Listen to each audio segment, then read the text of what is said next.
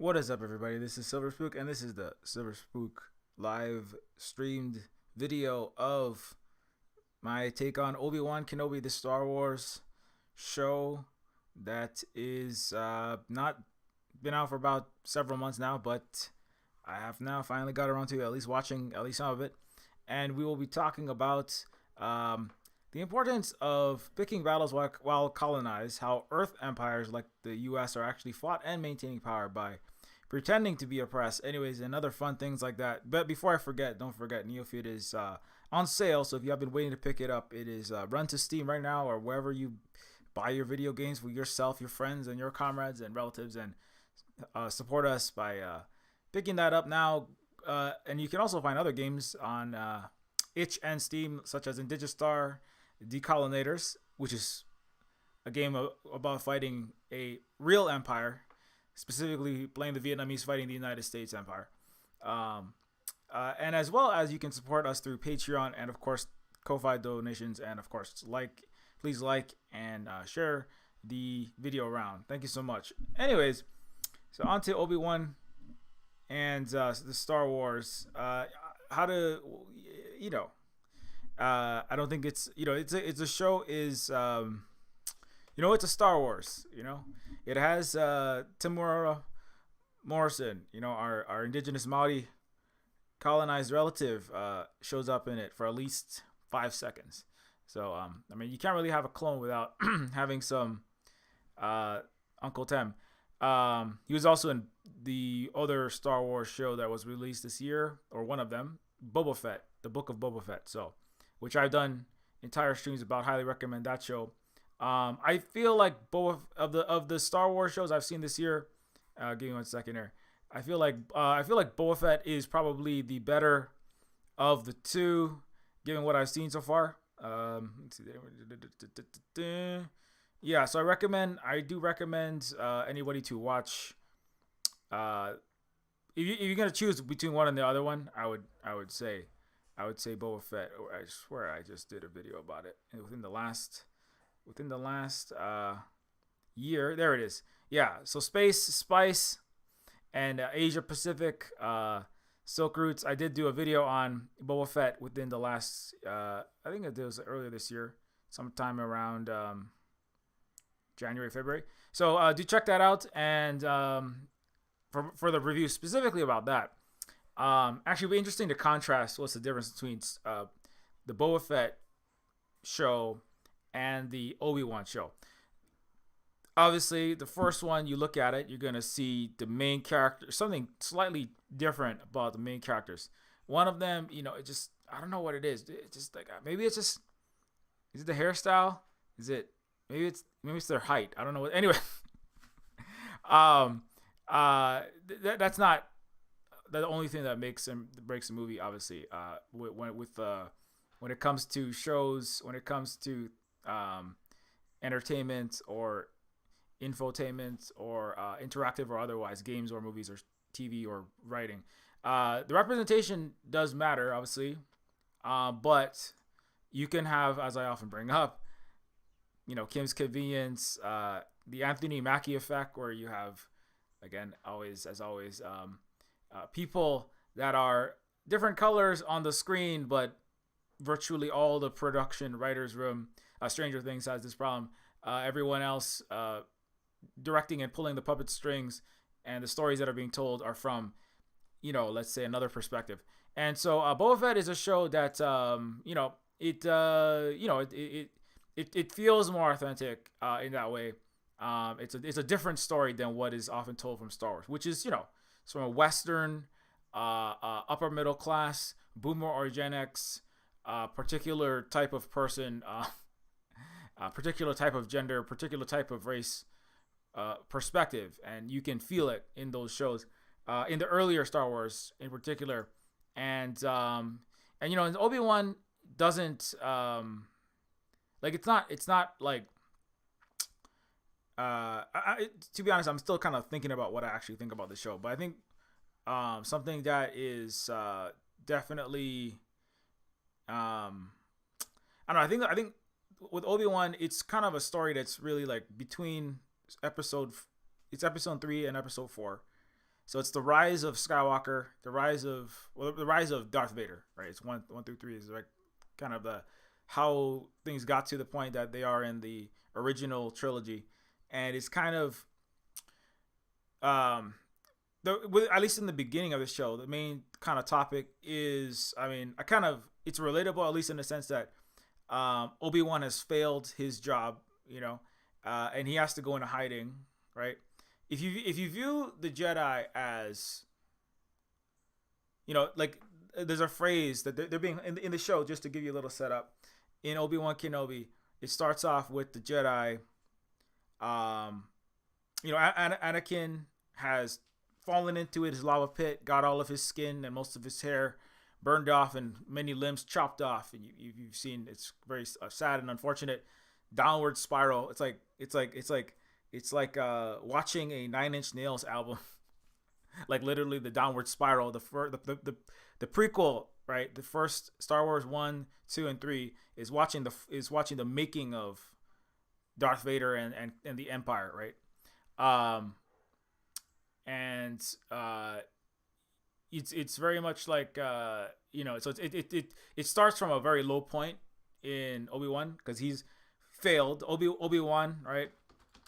If you don't know this, I mean, I think most people know this. Probably you're a bunch of nerds, right? You're a bunch of Star Wars sci-fi nerds. Obi-Wan and Anakin, right? In the prequel, Obi-Wan is Anakin's, who is going to be Darth Vader one day, master. Anakin is the Padawan, right? And Obi-Wan is supposed to be coaching and mentoring him, right? And throughout the entire prequels, it's Anakin he's got his own mind about him. He's a child. It's kind of messed up. I mean, this whole kind of show is like full of weird stuff. That's just like, it's definitely like it's a particular perspective, like from the First World. Let's say it's a very Western perspective. It's George Lucas, right? He's a wealthy white man from California with multi-billions of dollars of franchise and houses and net worth, and it's whatever he used to be. The perspective is kind of weird. Like, why is slavery around just like randomly? There's like good people, and then they're just like letting slavery be around. Like Anakin and his mom are like enslaved people, enslaved to used car salesmen, space alien Italians for some reason. Yo, the Jedi, the mind trick don't work on me. Only money. It's just weird. It's just weird shit. It's there's some Western brainworm shit going on there. But anyways. So the Jedi are totally cool with slavery existing everywhere. That comes up actually in Obi-Wan. So I was like, I don't know what they're going to do about that. It's just like, no, slavery and imperialism and just most of the galaxy being subservient to people from space Europe just being genocided and tortured and plundered. That's just normal. It's just totally normal. I don't think that George Lucas meant it in the way that it's written. Because he's an American privileged white man, I don't think he really meant much of what people read it. I read lots of things into it because everybody watches these shows. But like Dune, which is a terrible science fiction book by an overprivileged white clown called Frank Herbert, who can't write a sentence that isn't like jarringly, I don't know, just like not very well written. I speak as somebody who used to write for overprivileged white men who can't write their own science fiction. I had to write it for them. And then didn't get credit. Anyways, because that's how you survive, is being better than white people at their own job and then being paid and not credited for it. Like the black woman who put a white man on the moon in real science fiction, or in science nonfiction, black women do all the actual hard work of the calculus and the engineering to make sure that the rockets get to the moon. And Elon is still taking credit for everything that his non-white workers do too, and busting the unions. So all those gripes aside, there's a lot of bullshit. I mean, Star Wars is full of bullshit. Let's just be real. It's full of crap. Like, white guys are gonna go around the galaxy and stop Empire. No, you're the one poisoning my water right now. United States, this bastions of freedom and democracy. This Star Wars is just full to the brim of Western privileged suburban bullshit. It's fantasy land for the oppressor to pretend to be the oppressed and live out fantasies of not being cowards and rich fucking assholes. That's what Star Wars is for. Like, let's be 100 about it. Anyways, but that's that aside. No, I like how Obi-Wan does have to, like, hide out. I mean, he has to. I mean, within the world, I kind of went full Silver Spook, and I come back to the present. I'll come back to put the kid gloves back on. Let's just like pretend like the Empire. Let's pretend like the Jedi have not been the good guy Jedi, right? That's really jarring, right? There's these scenes, I can't get away from this. I'm gonna have to talk about this. Okay, so in Obi-Wan, right, it begins with the bar scene, right? Not the goddamn episode 4. Obi-Wan, Inquisitors. Okay, so at the end of episode 3, right? Sidious, the evil mastermind, Palpatine, right, who turns out to be the Sith, and takes control of the galactic former republic. That's part of the lie of this, which is that there's ever been democracy in the Western world, which is bullshit. And also it codes all the bad stuff as Soviet or Chinese, because it was a Cold War. But anyways, it's just so hard. It's so hard for me to keep a straight face about this because it's so annoying. Anyways, the Inquisitors, these people, right?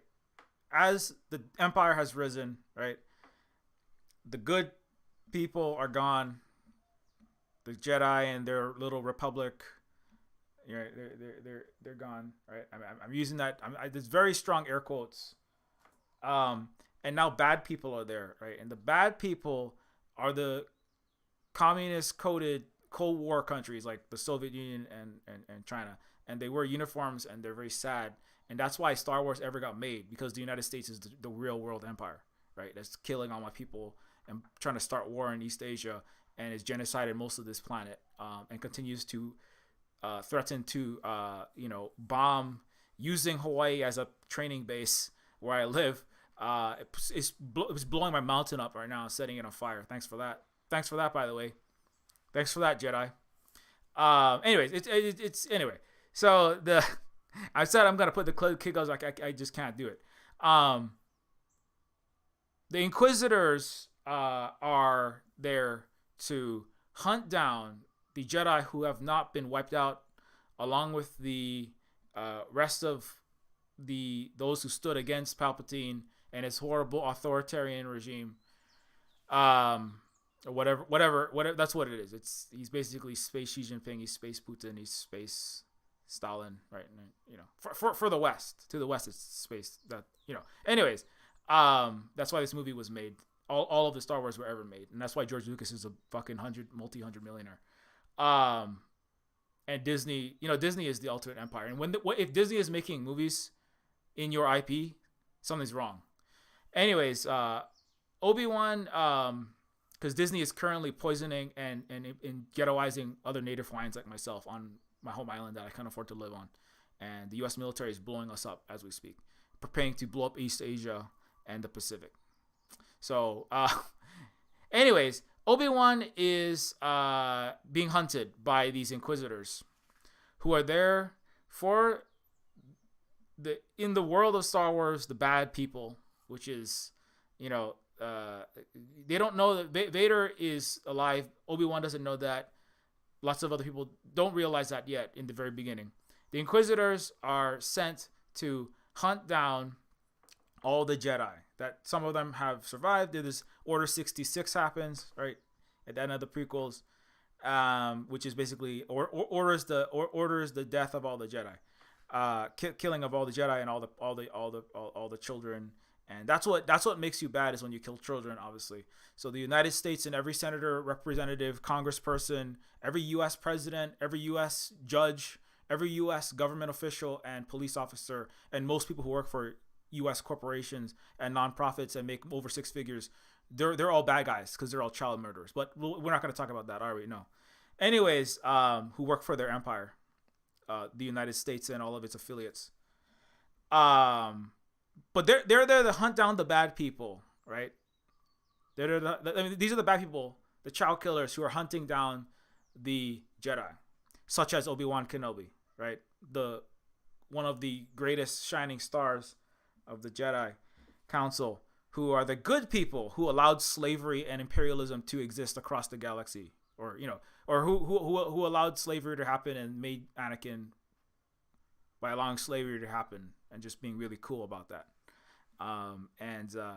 It's a very American story in the sense that America likes to pretend that it accidentally slipped and let slavery happen, that founded its entire wealth, along with the settler colonial genocide of all the native indigenous peoples of Turtle Island, right, in North Turtle Island, and the slavery of black people. It's a very American story, which is like, oops, we accidentally had some slaves, and now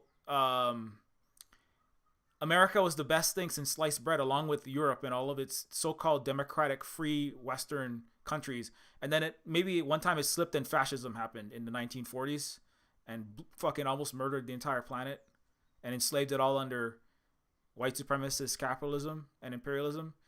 But now we're gonna resist, right? Me and our blonde hair, blue eyed, Slava Ukraini, Azov, we're gonna just resist the real bad stuff, which is like stuff that comes from Russia and Asia and I don't know, Vietnam. There's something bad there. It starts with a C and it rhymes with communism, which is what we do. We do communism, and they do this really bad thing. It's called anyways, right? And we're gonna stop that because that's the real empires over there. So all of Star Wars is very much an American story about we slipped and accidentally did planetary genocide and slavery.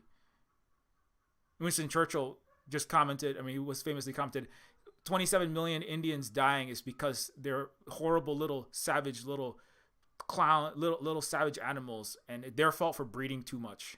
And that's why I killed 30 million of them in India. And then and then Winston Churchill, right? He comes back. He's a very Jedi-like character. And then he comes out and he goes like, "Yes, I'm here to fight the evil communists. I'm here to fight the evil fascists." No, you didn't. You made all the fucking money back in Mussolini, you fucking clown.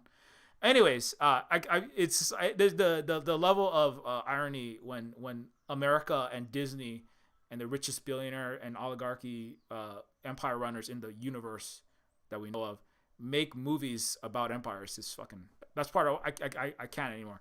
Anyways, especially when you're poisoning all my family, you're burning my fucking mountain, and I can't even breathe straight some days. I'm getting headaches from all your white phosphorus that the United States is bombing Hawaii with. So, yeah, newsflash: the United States is bombing Hawaii illegally, and is taking more of Oahu's water after it poisoned its own wells. It's taking more of the water. So, thanks for killing us. Thanks a lot.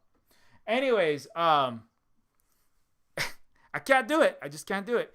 I'm gonna get to it though eventually. Obi-Wan is being hunted by the Inquisitors, who are bad because they have red lightsabers. That's what makes them evil. You see, when things are red, like, I don't know, hammer and sickle that has a lot of red on it, that's bad. If there's blue and white alongside it, that makes it good, though. And if they're like, somebody has like blonde hair and blue eyes, that's like even better, right? But just red, that means bad things. Red means luck in Asia. Anyways, so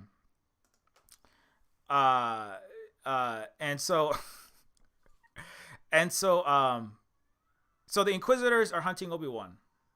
The Inquisitors are hunting down Obi-Wan Kenobi. They are trying to one of them, this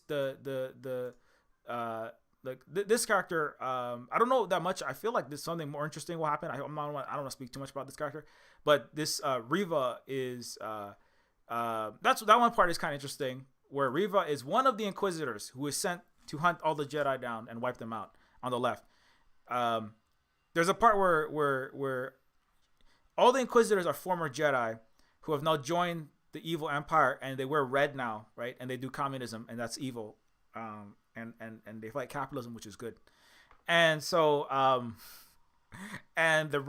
so Reva is like from the gutter though. She's like a street kid. She's like knows all the other bounty hunters. One of them is Flea. I thought that was interesting. Flea from the Red Hot Chili Peppers. I was like, what the hell, Flea? What are you doing in there? You're supposed to be you're supposed to trying to not die from COVID-19, so I don't have to read about #Flea and then, have a heart attack worrying if you died or not, because COVID-19 causes massive aneurysm and heart attack likelihood increases. Anyways, Flea, the bassist from Red Hot Chili Peppers, is one of the bounty hunters hunting down freaking Obi-Wan Kenobi in this show. So that's pretty cool. Just randomly. Anyways, I hope you were wearing a mask in between the shots, because watch out, California, the West is a giant bioweapon den. So watch out. Don't get sick and die, Flea, on the set of Obi-Wan season 2. Anyways, the Empire Strikes Forward.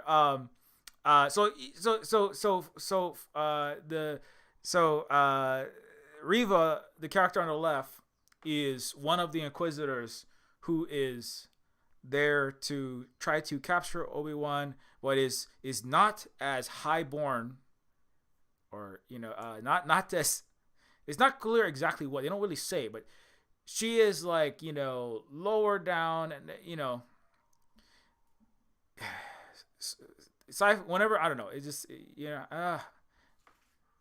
I'm like, I'm thinking all these things that I can't handle already. I was like listening to our indigenous relatives all morning. I was listening to Megan Byrne do an interview about war and noir and trauma and colonization, and it's like, anyways, but it's not clear what exactly it is about the character on the left that makes her less than the character in the center. Now, the character in the center is some kind of strange alien looking, almost looks like a Darth Vader missing the helmet sort of character.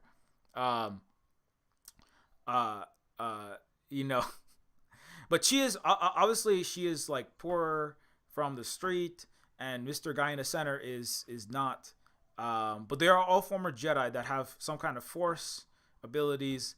They have space wizard magic, right, backed by some kind of midi-chlorian bullshit that is trying to do Frank Herbert's Dune, but slightly less boringly, because that's what Dune was. It was a boring thing that I fell asleep reading, trying to read 3 times and watched 5 times, and fell asleep every time, every video. I don't know why this thing keeps getting. The only explanation is white men getting way too, as I said last time, white men getting way too much leeway to make crappy decisions and write crappy books and just do a bad job and get away with it and be giant man babies. Anyways, so but back to this story. Reva is trying to stop, is trying to like ascend and capture Obi-Wan first, or because that will help her move up in her career within the Empire.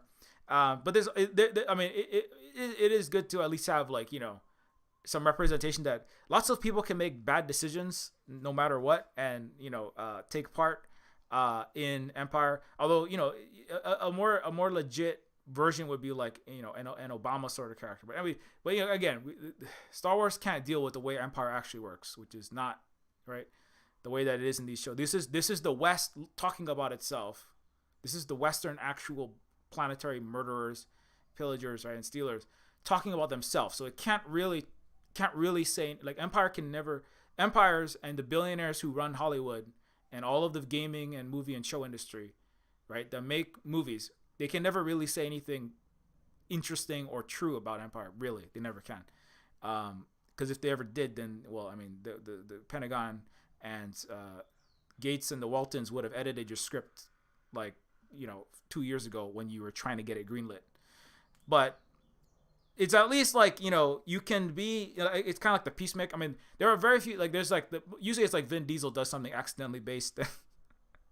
Or like with Peacemaker as a show that at least I liked it as something that's probably about as good as you're ever gonna get. And like Peacemaker's show that came out earlier this year.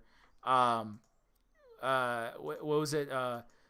You have there's the Democrat and there's the Democrat and there's the Republican. There's the what's her name?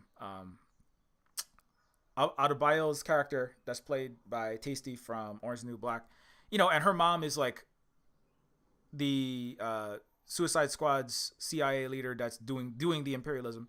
And that character is it's showing that it doesn't really matter if you are even one of the internally or externally colonized people. They fold you in and they'll find a place for you. And Peacemaker's dad is the more overt conservative Republican, KKK wearing hat guy But and so I mean, as shows go, like this one's a little more at least trying to say things a little more directly. But anyway, what am I trying to say there? What I'm saying is, like, I mean, at least the Empire, like, it shows that you can have rainbow imperialism. You can have rainbow empire, right? You can have you can put an LGBTQ plus flag on the side of your Raytheon, right, corporation, and you can put Black Lives Matter on your Lockheed Martin jet, right? And so you can have, that's, I mean, it's better than nothing. I mean, I could still, it's, but so her character is like trying to ascend and through the ranks, but inside they're still like, well, you're not really. I mean, it's kind of like being black at working for the U.S. military. The rich boy daddies that are your commanders are like, well, I mean, get yourself killed for white supremacy and capitalism in Iraq. I mean, get blown up by an IED driving this, rusted out bottom Humvee with no Kevlar through, Fallujah. But I mean, I don't, whatever, black person, America was not made for you. Right. And that's why a lot of black women actually quit the U.S. military, as the, ideally you wouldn't have to beg for scraps, and the only way to get like some kind of basic income that is a dignified wage is to join the empire. But that's why they can't cancel student debt, or everyone's fighting at. Biden's probably gonna have to walk that back, because student debt, making sure that the only way you can survive the United States is to do the empire's bidding, is by making sure everyone has no healthcare, housing, homeless, and just highlighting receipts at Walmart, living in a cardboard box to fucking start pulling triggers for the empire, or using PS4 controllers to blow up 90% innocent people in Afghanistan. So, but then when you realize that even in the military, especially if you're black, and if you're a black woman, your chances of getting sexually harassed, raped, killed, disappeared, and all these kind of things go way up, and the U.S. really do not give a shit about you, and you're actually going to kill and destroy more people for the empire that destroyed, and the empire complex that destroyed all of your homeland and is killing your neighborhood, and then you quit, and then you do something else, right? I mean, a lot of people. I mean, I all the native Hawaiians out there, or other indigenous people, I do recommend you quit immediately, and try to help build some actual dual power structure that is not empire. You join an actual resistance, like an actual, the rebel faction, which is, that's the problem with the rebels. Is like, they don't really say what needs to be said. It's all a bunch of fucking white feudal liberal clowns like the Jedis that let slavery happen. Anyways, so but back onto the topic. Reva's character is trying to ascend. The Inquisitors are hunting Obi-Wan. I'm sorry, this is not this. I have trouble talking about this right now because I can't keep my essay notes straight. I don't have any, but I have some in my head. But I'm trying to not go off topic. It's really hard. Obi-Wan Kenobi's hunters are using the Force, tracking him down through the city. They're knocking over bars. They're and Reva is extra violent about it. She's like threatening to kill people in town square. Almost kills Obi-Wan's almost kills Anakin's almost kills Luke's uncle who shows up in Star Wars episode 4. Uncle Owen. I want to go to the academy and fly space. I want to fly spaceships and use laser swords. And I want to stop Uyghur genocide in Afghanistan. I don't know where it is, but I'm an American little boy who wants to do great things. I'm going to go work for the State Department.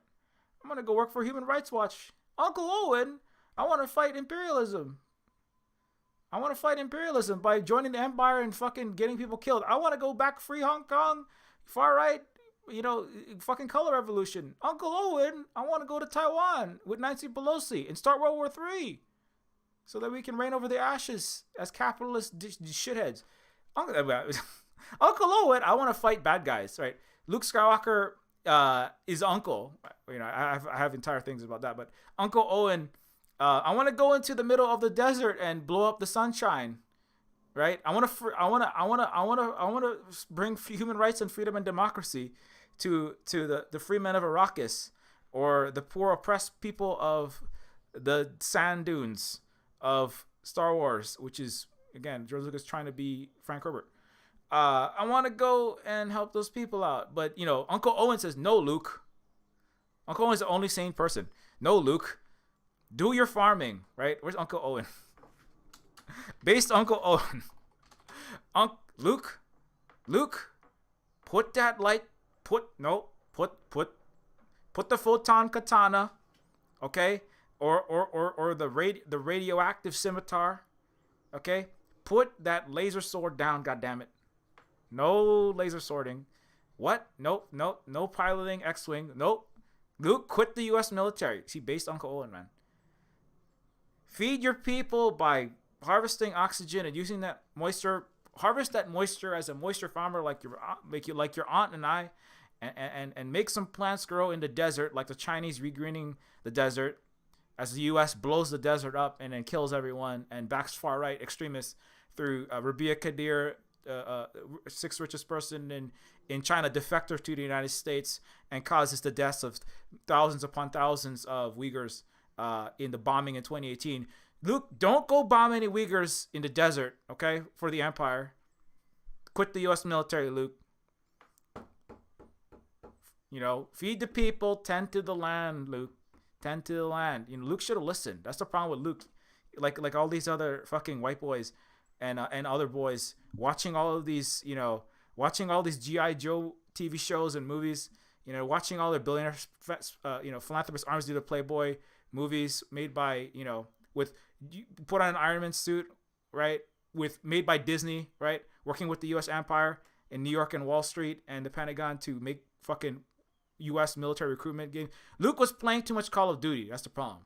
You play too much Call of Duty, you somehow think that you're the protagonist on the planet Earth, being an American man signing up for the Empire or American whatever, trans Lockheed Martin programmer. Luke, just moisture farm, man. Okay? Tend to the garden. Tend to your burned, wildfire ash laden, COVID stricken, dying little lands, right? House and feed and clothe your people, Luke. Don't join the Empire. But Luke didn't listen. Anyways, Uncle Owen shows up and he's a lot younger because it's the prequel. Uncle Owen shows up and almost dies. So that's I don't want to give you the whole story, but basically like they're hunting for Obi-Wan. It's very Tarantino, like it's like Inglourious Bastards, where the Jewish people in Nazi Germany are trying not to get caught, and they're trying to. There's like an Inquisition scene where they're like hunting. It's like, what was it? It was the Jew hunter in Inglourious Bastards, wasn't it? Inglourious Bastards, right? And he's like hunting, and they're trying to find or Taika Waititi's movie Jojo Rabbit, where they're hunting for any Jews that might be inside of your German house, right? Do and so they're hunting down all of the Jedi to eliminate them, to stop in a Herod-like chasing down of all the potential might be future enemies of the Empire under Palpatine's rule. And so I mean, I'm trying to think of like what did I say earlier? I said it was relatable. Oh, that's right. It's because in the actual Star Wars, the pretending. Not to pretend to be oppressed. It was about picking battles. Yeah. So like another movie that actually does deal with an actual Earth imperial conquest against a native people, right? Is Where Is the Rainbow or Sidic Ballet. And in this movie, which is actually, as I said, the Taiwanese, the indigenous people on Taiwan, the Hakka people.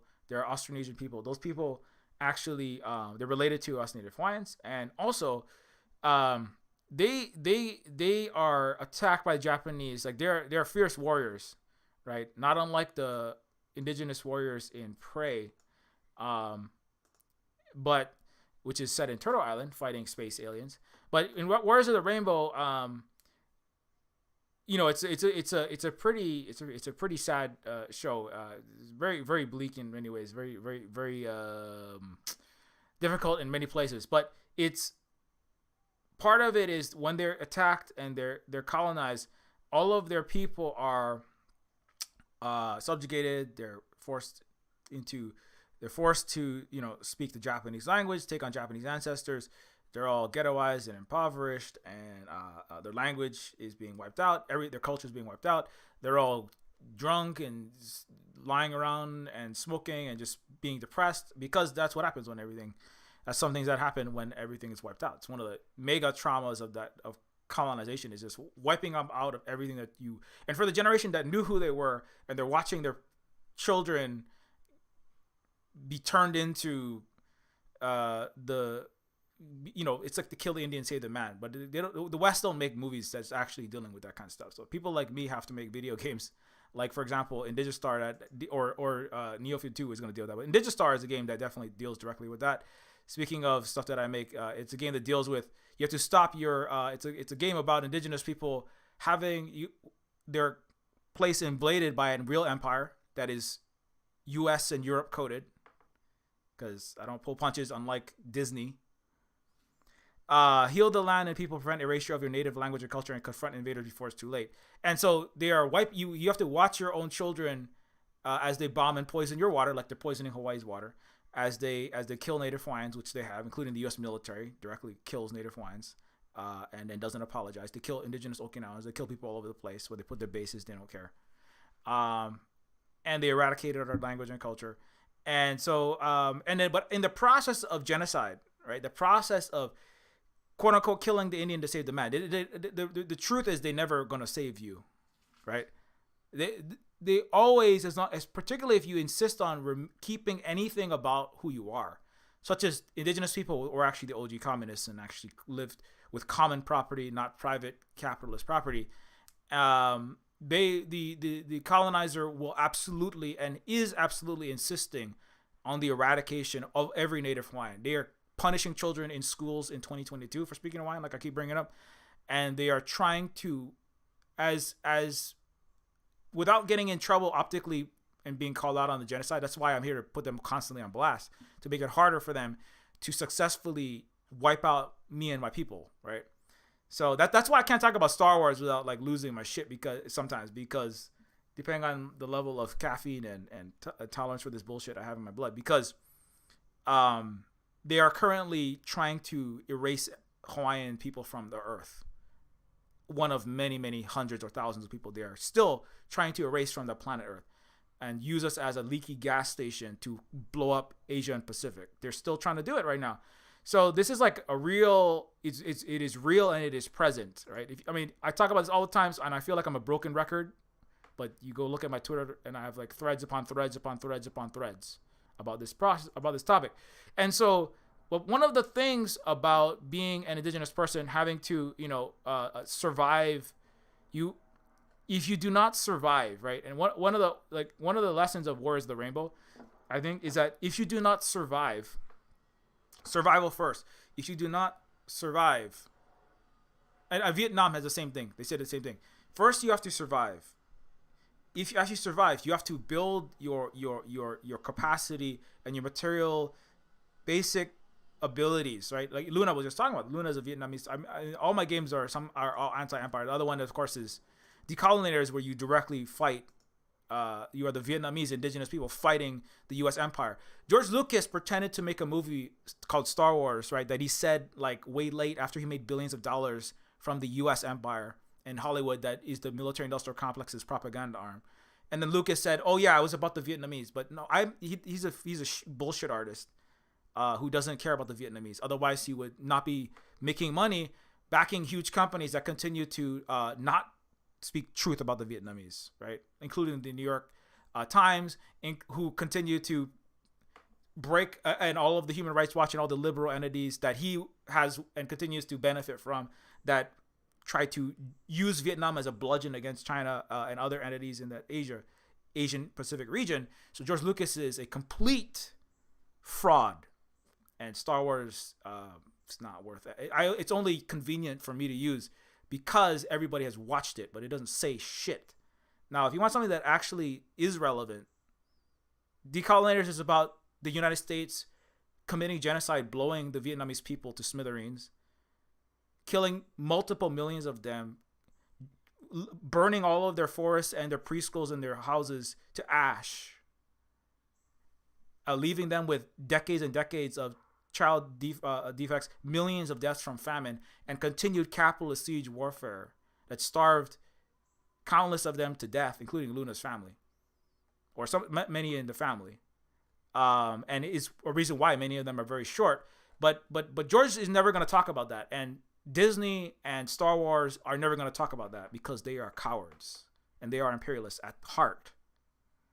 And it's very irritating. So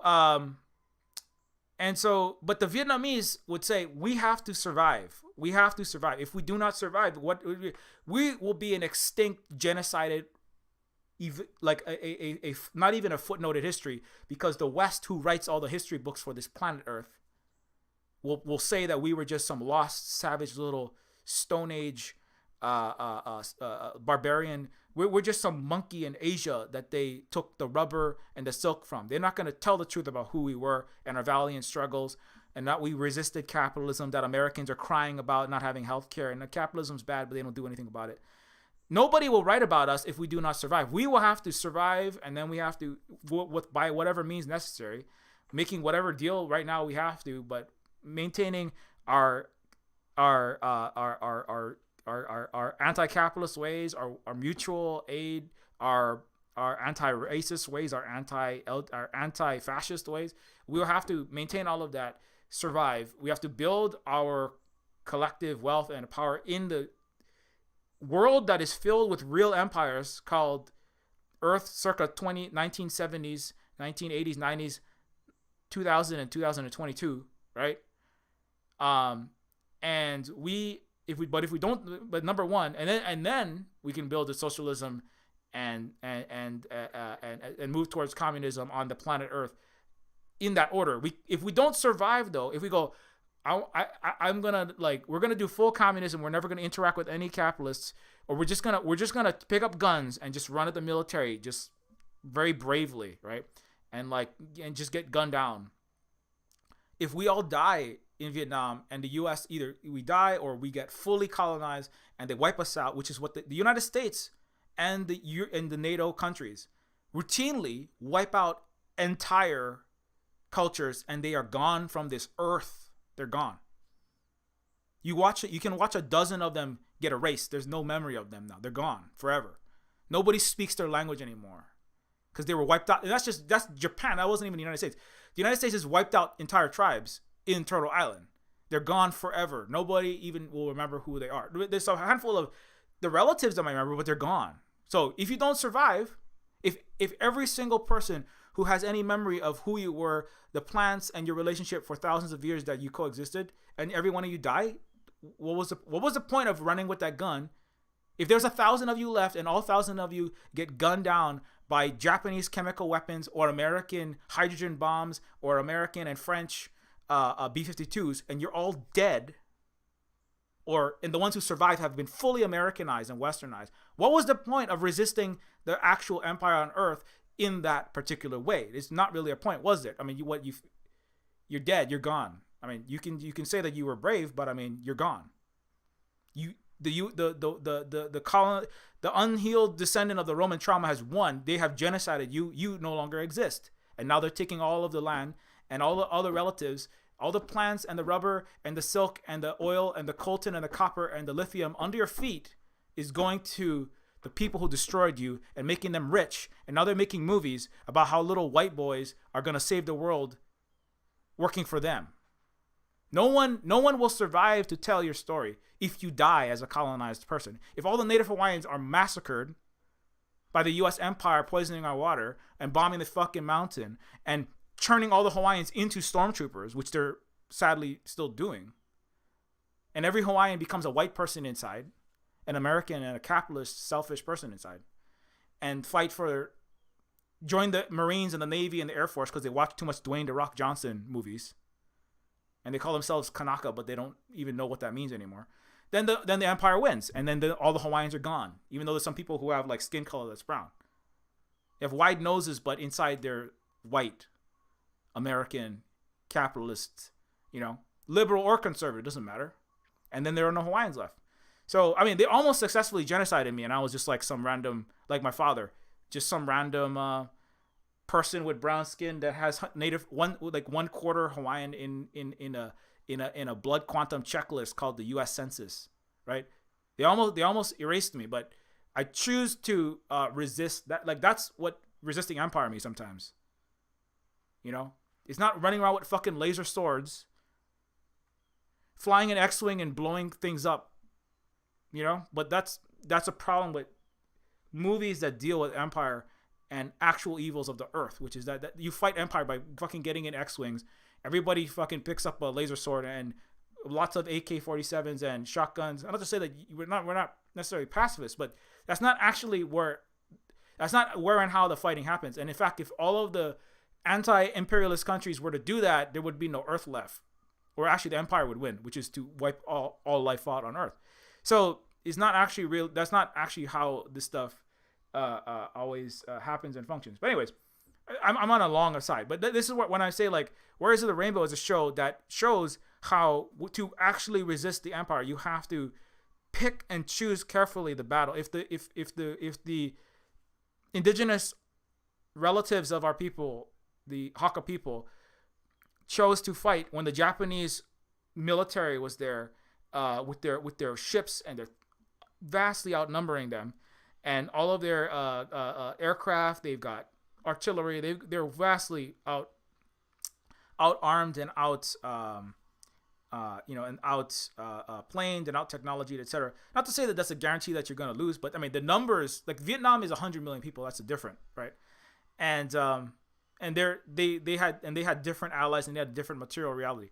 In the Warriors of the Rainbow, they were like tens of thousands or hundreds of thousands of people or less.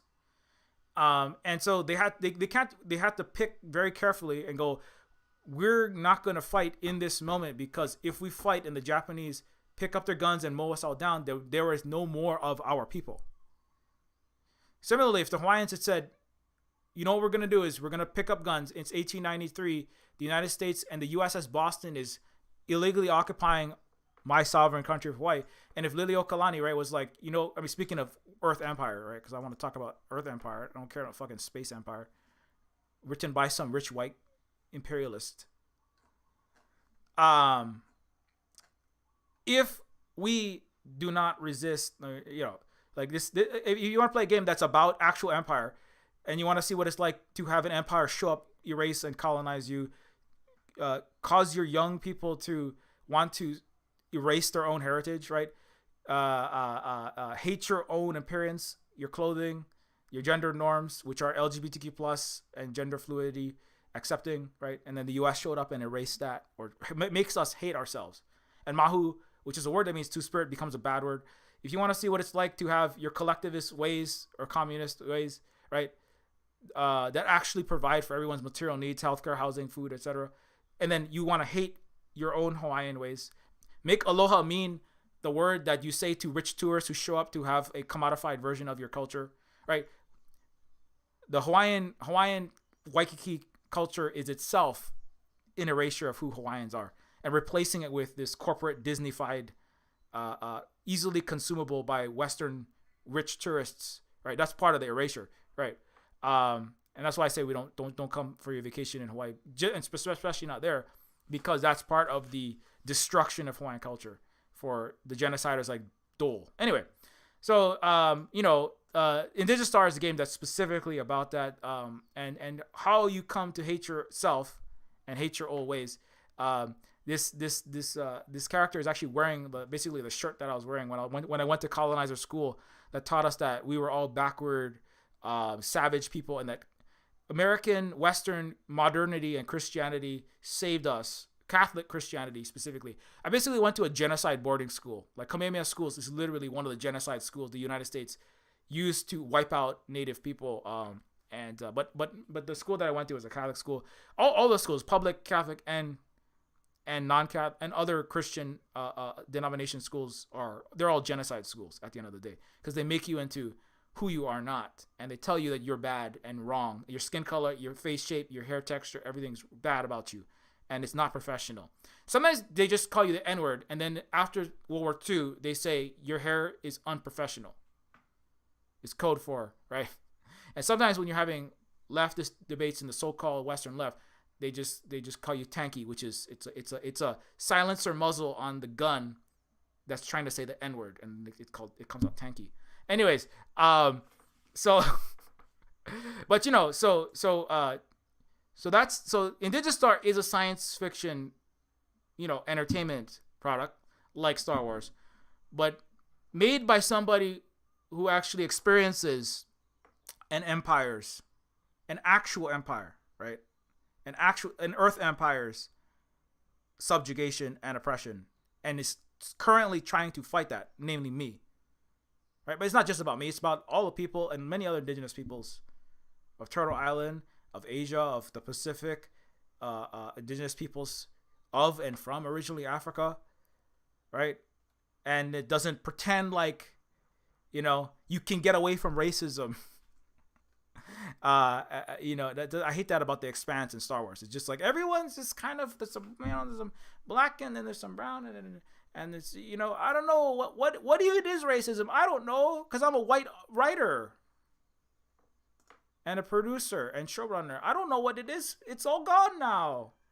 People are just bad because some kind of there's like evil. There's like some kind of evil ectoplasm floating around in the air. It's just like, and then evil just, who knows where it comes from? It's very like Sandman, right? Evil is just like, I don't know what, they're not really grounded in reality. It's just like, I just made up some problems that I have now.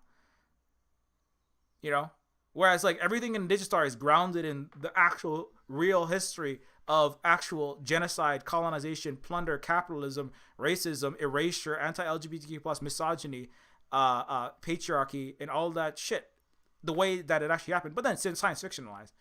But Star Wars, it is not informed enough, and it is in its economic basis. It is a movies and shows made by the Empire about itself, not made by the actual rebels about the Empire. And that's it's just so frustrating, especially now that I'm working on science fictional, actually anti-empire, anti-capitalist stuff. It gets, every time I watch a Star Wars, it gets more and more frustrating. With the exception, I mean, I do like aspects of Boba Fett. It's still not good enough, but it's like, at least it's like, it's not that George Lucas-y. But anyways, so that's this is not an ad for Indigistar, but Indigistar is a game that I'm currently working on. I was just working on it this morning. In Indigistar Neofeud 2, which deals with all of those topics that Indigistar does. And so it's very like at the surface, and I'm like listening to our other indigenous relatives. Anyways, so the point is, like, one thing that I at least like when I'm not being annoyed is that, in words of the rainbow, like as I said, the indigenous people of Taiwan had to choose very particularly how and when they engaged, how they fought, when they fought, and even as I said, Hawaii was one of those places that was erased, right? But if Hawaiians had picked up guns and said, what we're gonna do when in 1893, the overthrow, right, that stopped our sovereign country, right, the overthrow of the Hawaiian Kingdom, backed by the United States, coup, USS Boston, the U.S. military. Again, this is the Empire movies and Empire narratives. They like to like rewrite history all the time, right? It was backed by the United States government. People say it was just a bunch of businessmen in Hawaii. It was not like the U.S. did anything wrong. The U.S. Navy commanders were saying this, like in 2022. They don't even know their own history. It was just some business people, or it was a local dispute. No, the United States federal government, William McKinley, the United States Congress, the highest levels of the federal government, sent U.S. warships to Hawaii in a military coup, a threat to attack and invade and slaughter Native Hawaiian people if they didn't go along with the coup. It was a U.S. stealing annexation, which is not legitimate under the UN, et cetera, et cetera. It was a fully recognized independent nation, Hawaii. And speaking of empire, the U.S. is an empire inside Hawaii, which is a sovereign country under the UN High Commission of Human Rights. The United States has no legitimacy in Hawaii right now, right? You see how like at the surface it is. So when the America and its Hollywood makes movies about this shit, it's like you are such fucking liars. As somebody still under your empire, right? Trying to find the actual the thread. Yeah. So yeah, empire. Student loan forgiveness undermines one of our military's greatest recruitment tools at a time of dangerously low enlistment. So that's just saying the quiet part aloud. We need to get everyone in the military to blow up the rest of Iraq, Afghanistan, Asia, Taiwan, AFRICOM, and let's blow and maintain our hegemony with France and killing children in Yemen right now as we speak. Right? Europe was running out of energy. What's their solution? Not to, I don't know, stop being capitalist, imperialist, horrible people, funding and arming, sending $50 billion to Nazis in Ukraine to try to prop up the military-industrial complex and stop the spread of multipolarity. No, let's go to Yemen. France and the U.S. collectively went to Yemen and blew up and stole more energy from an already humanitarian genocide crisis, right? The French, so that so they can have some extra fossil fuel dirty fucking energy that they're stealing from a non-white country. So this is like real time, and watching that shit happen in real time, and then they make these movies about empires, just laughable. What was that one I want to talk? Yeah, I can never find. I can never find my threads when I'm trying to find them. Where is that one about? Okay, fuck, I can't find it.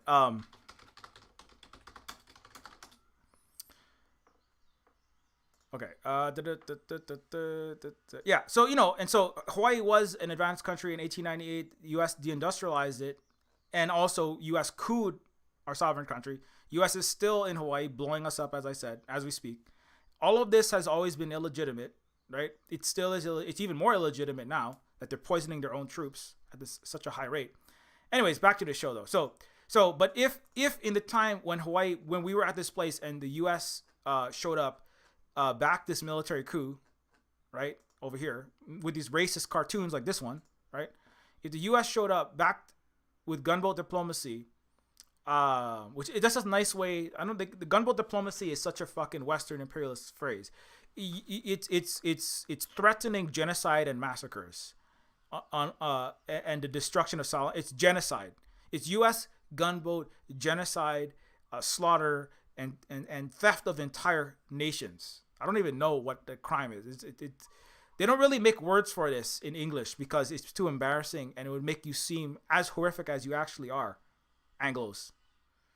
To smash a non-white country is building an actual anti-racist, socialist, thriving country, and it was the blueprint that the U.S. would later use in countless countries. So, in this time, though, if Hawaii, when there were businessmen who collaborated with the United States empire. They were not sure how far they wanted to go. These white capitalist businessmen in Honolulu, right, who planned the coup, but Liliuokalani had to choose.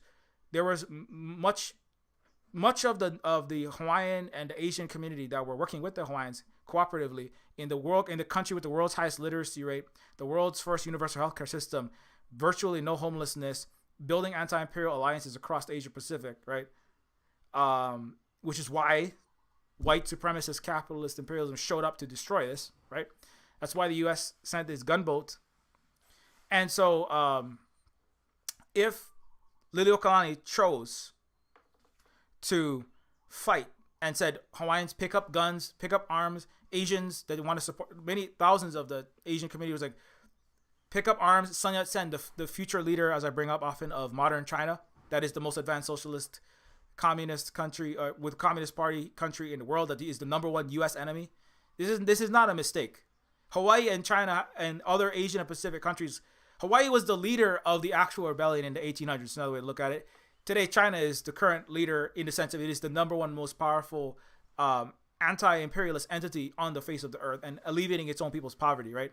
Not sending all of its people are listening to Uncle Owen and then feeding them people, building wealth and building cooperation around the galaxy, around the planet, soon the galaxy, after the West and its capitalist imperialism dies and is whatever remains of it is folded into the new Silk Road of Earth, and then it spreads to the rest of the galaxy, because Western capitalism and America is not legitimate. It's all going to fall down It has to. It literally thermodynamics and the laws of physics and greenhouse effect do not support the continued existence of a capitalist Western unhealed descendants of Roman trauma. Anyways, so but if Liliuokalani in that time, as the rebel alliance, right, as the real Lukes and Leias, and the real people fighting empire, right, of the 1800s, that Hawaii was the real rebel alliance. But that's a lie that the West, they can't make movies about that, right? You ever seen any movies about Hawaii that fought the imperialism of the United States in English? No, they're never gonna make that. Closest was The Barbarian Princess, which is about the Anglo UK getting pissed off that they lost Hawaii to the Americans. That's what that's about. Anyways, but Hawaii was the actual rebel alliance against the real empire, and the beacon for Asia and Pacific organization. China was and is the world's largest today. It briefly was subdued by the Euros and the Anglos and the Francos and the Spanish and all of these little unwashed ass murderers in this sad, wet, little barbaric place called Europe. But China has already surpassed them again, and it will not be pushed back down. And China today is the current rebel alliance that we're not going to make any movies about because can't handle the truth in the West. And so, but they so the people of Hawaii, not just Liliuokalani is the representative, but there was actual democracy in Hawaii, but we can't handle that. And so that's why it's just all like we overthrew their horrible monarchy.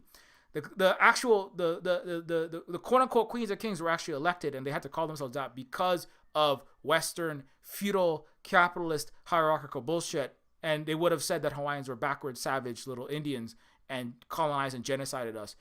The British or the Americans or the French, one or all three at the same time, would have participated in that. So it was the reason why it's called anyway. It's a long aside, I know, but that's a very important point because people keep coming back and they will harp on that. But the elected leaders of Hawaii, along with the masses who had an actual legitimate democracy, which is proven by the fact that the concrete material conditions, the healthcare, the housing, the wealth, and the technological advancement that benefits all people was seen in Hawaii, unlike the United States. Kind of like Cuba has a real democracy because the masses of the people is their needs and their wants and their desires and their will is being met by the government.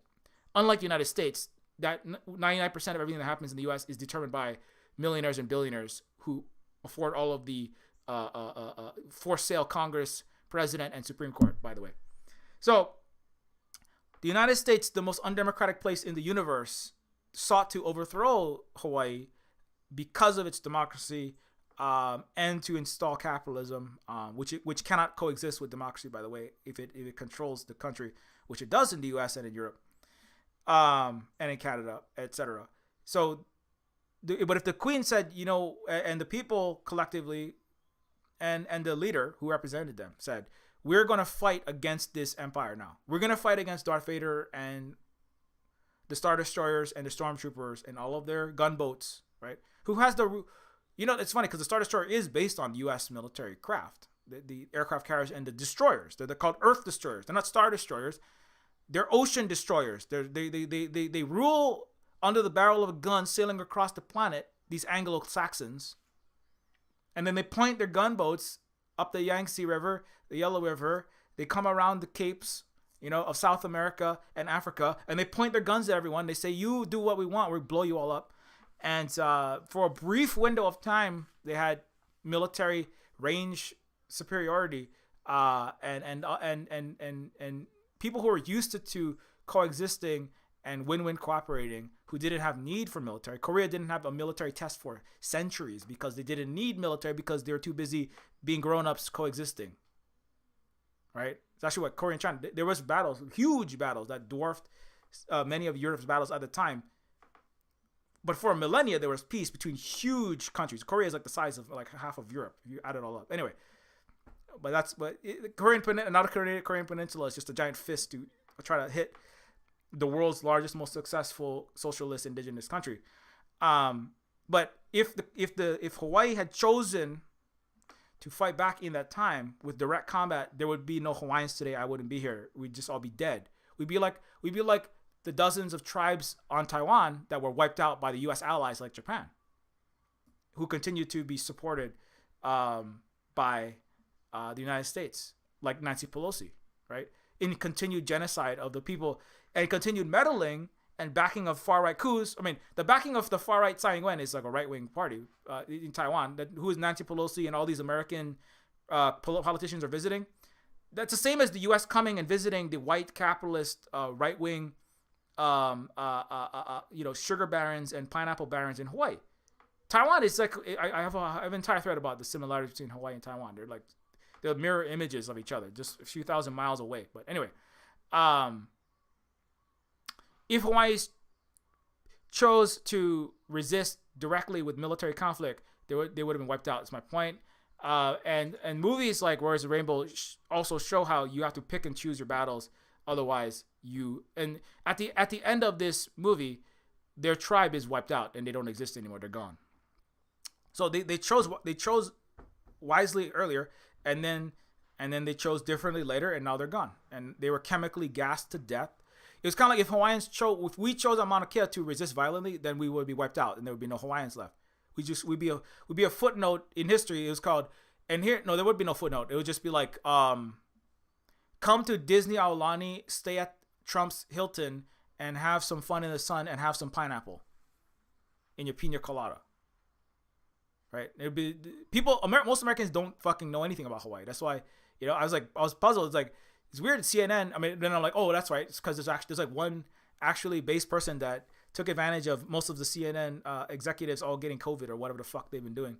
And he's like, I'm going to go make an actual show with some truth in it. It's called United Shades of America. Anyway, so they did have, like, that was that special. But most Americans are like, oh my God, I had no fucking idea. There was a whole entire culture there. I was too busy soaking up fucking rays in Hawaii, enjoying your white sand beach. That's not even real sand from Hawaii. It's imported from another place, stolen indigenous fucking coral.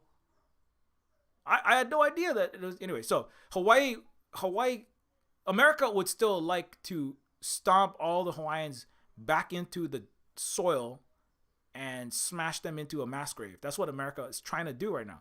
They're trying their absolute best, right?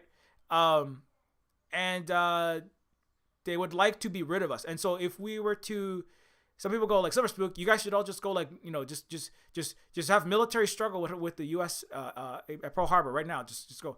If we did that, then we would be dead like the thousands of people that Euro colonizers have, and not just Euro, and Japan has erased from history. And there's nothing left. No footnote, no nothing. There's no history. They don't teach history in the West anyway, and they sure as fucking gonna teach the history of some extinct fucking people. Right? The next generation, what will happen is this. The next generation will go to school, right? And in their colonizer school, what will be taught in that school? Nothing,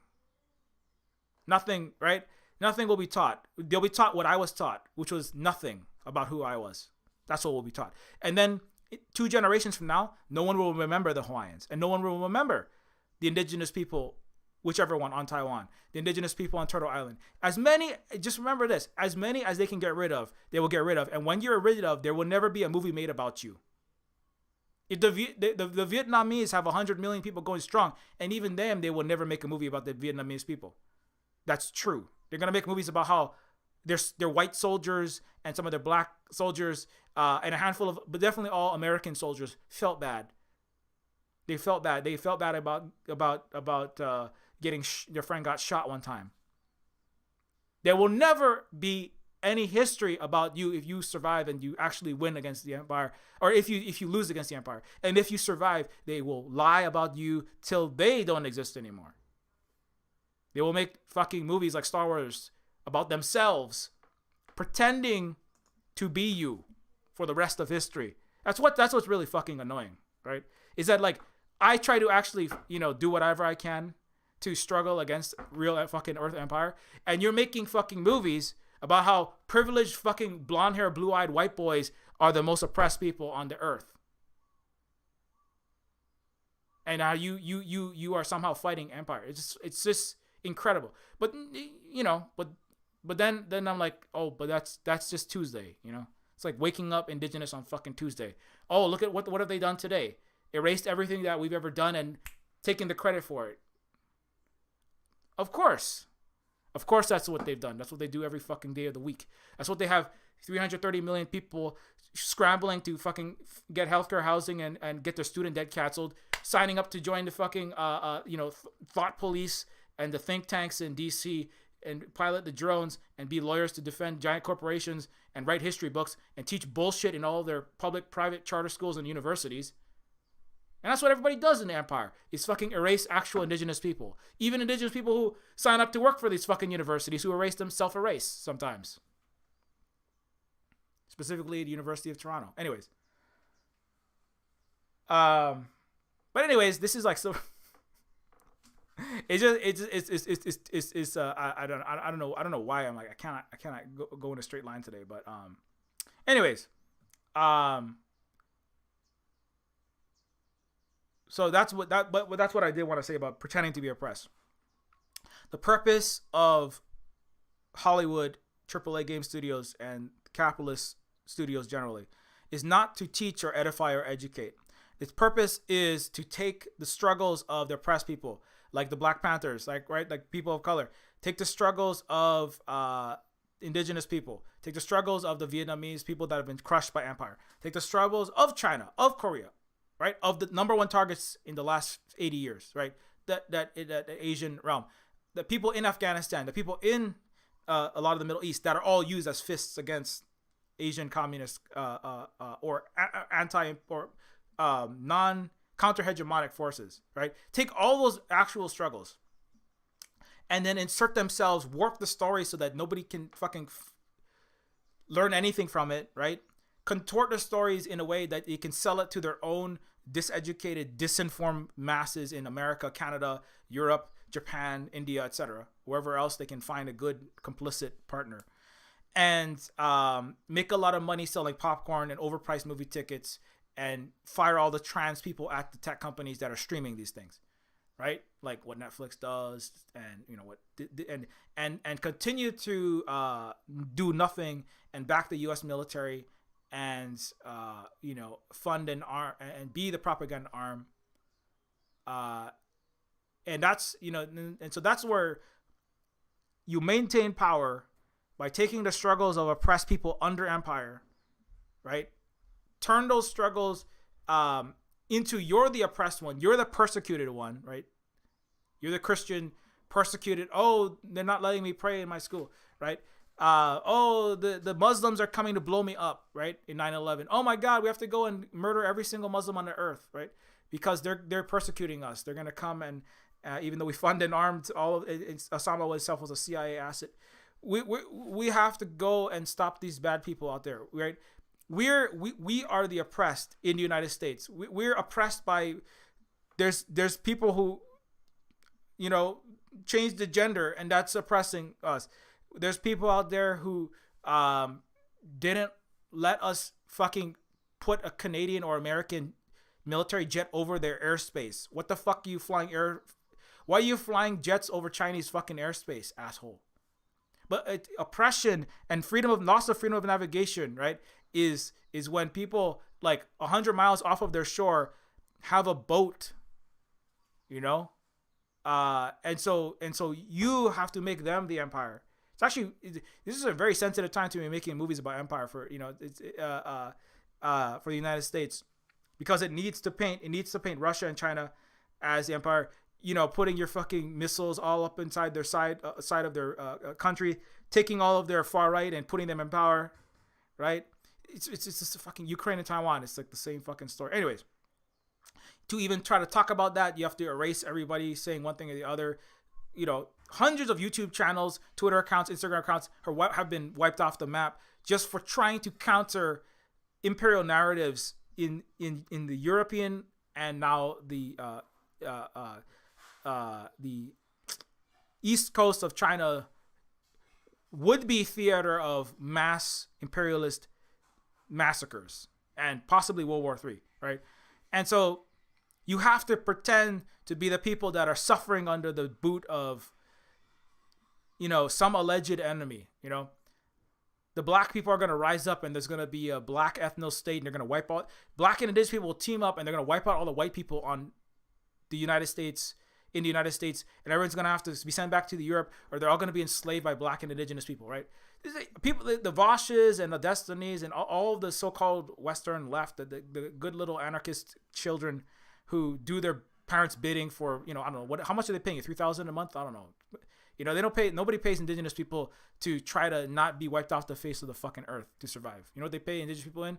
They pay them with getting their Twitter and Instagram accounts labeled Russia state affiliated media. That's what they pay indigenous people with.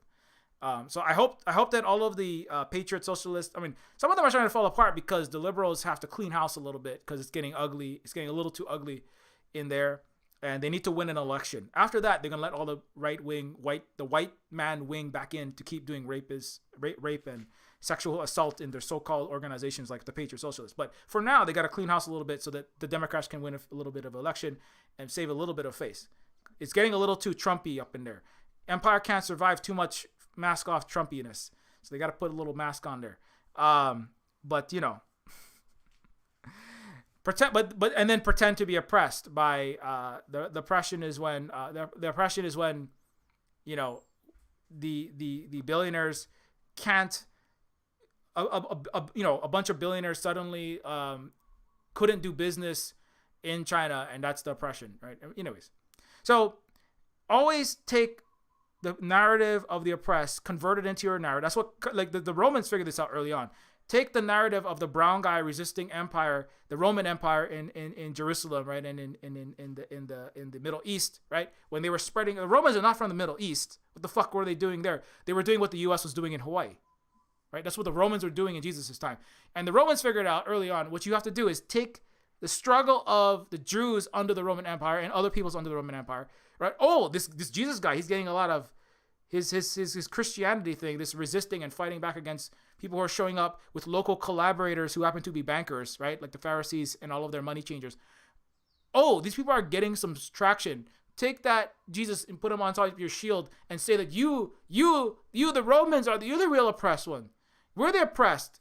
You see, we're being attacked by Muslims. We're being attacked by people, those dirty Asians, who happen to be east of us and not Christian. Like, I don't know, all those dirty Russians and all those dirty people, all those dirty Muslims in Africa. And we have to what the fuck, you take the oppression, stick it on yourself, right? And then get everyone to sign up by rallying them against with all these absurdities that you're telling them, like the worst thing that is happening, like Tucker Carlson, is white genocide is worse than the anti-black racism, right? That's what Fox is selling right now, right? This is classic Roman shit, And then everybody signs up, and all the white boys sign up, and then they do a fascism for the liberals that make all the money, collaborating with the fascist white boys. So, anyways, long story. I'm like way the fuck off topic, but the Obi-Wan show is, this is really not much to do with Obi-Wan. I'm like having trouble keeping I'm sorry, keeping my narrative straight is not going very well today, but it's the part that I was gonna say that is the most relatable as a colonized person is picking the battles. Obi-Wan has to choose to not go along with the some of the other Jedi's like, what we should do? We should just get out there and fight the Empire. We should just get out there and fight the Empire. And Obi-Wan's like, well, no, most of us are wiped out, and there's like two of us against entire armies of Jedi that have turned, and they're stormtroopers, like legions that's marching towards us. I don't think that's a good idea. And so, and so that's like Warriors of the Rainbow, because there's scenes like that. That's like literally like the Japanese, if we fight now, we'll be wiped out and there'll be nothing left of us. And so you can't, you watching yourself be beat up, you're watching horrible things happen, you're watching innocent people get killed. One line they say was like, the Jedi hunt themselves, because if somebody is in difficulty, like in a bar, somebody is struggling, somebody is having a difficult time, somebody's getting beat up, right? Somebody gets like half of their wages taken. So like, it's kind of like, but we can't really say what's going on. It can't be like the U.S. Empire is paying people in the global South 1/30 or less of what they should be paid, and they're all starving, right? It's just like, Obi-Wan watches another person working on a planet somewhere get half their wages stolen by their boss. But the thing is, that's just capitalism. So anyway, but Obi-Wan is watching injustice happen, and he like wants to act, and other Jedi do act, right? So Obi-Wan has to resist the urge to stop something that looks I mean, like if you're at a Black Lives Matter rally and you're watching 10 police kick and stomp and beat up a black woman or a person, you have to watch that. If you go and you try to punch, hit, or shoot at the police, right? If you're an indigenous person stopping on your unceded territory, the U.S. Or Canadian incursion onto your land, if you pick up a gun and shoot at the Canadian RCMP that's coming onto your land, the Canadian police and military will join to wipe you and all of your friends out, and they have done that. They will do that. They actually will. It's not because the Wet'suwet'en people or the other indigenous peoples across the U.S. and Canada and all over the place, right? It's not because the people at the DAPL struggle, at the water protectors, right? It's not because every one of the water protectors is necessarily pacifist or not trained or they don't understand, right? If the water protectors in Hawaii, right, on Mauna Kea, at various places where the U.S. and Canada are shoving fossil fuel pipelines through the territory, if they chose to pick up a gun and shoot, they would all be dead and gone and mass arrested, and there would be nothing left of them, and they would just be, and it would further the narrative that indigenous people are savages. Don't you see? Look how savage they are. They tried to get Hawaiians to shoot or do something violent back at the police, and it takes, you have to have an incredible level of self-control because you are watching horrible injustice happen, right? You are watching your people be wiped out. You are watching your water be poisoned. You are watching your culture and your language, your land spoiled. You're watching your people being beaten. Just like when you're at the Black Lives Matter, you're watching the U.S. police brutalize and smash innocent people. And unless you've never been there, because you're a fucking poser, like all these so-called leftists on YouTube and Twitter and Twitch and all these other places, but who just are a bunch of grifters, trying to get away with sexual abuse in their organizations, right? Like Caleb Maupin and all these other people. If you actually, on that front line, like you have to pick that battle. You can't fight in that way. You fight in that way, and you can choose to fight in that way, and then you can choose to lose, right? Now at the same time, like in the Black Lives Matter, there's lots of other. That's not to say like, not to police how people are choosing to do the struggle. But, Black Lives Matter, they didn't just like, okay, all the black people of America, everybody get some weapons and then we're all going to fight America. That's not what happened, right? Like, things happened that were not as, it's not like, there's a difference between like standing with a sign, with a government permitted sign and holding it for an hour and then, marching with a pussy hat on and then going home. And what the Black Lives Matter action that happened.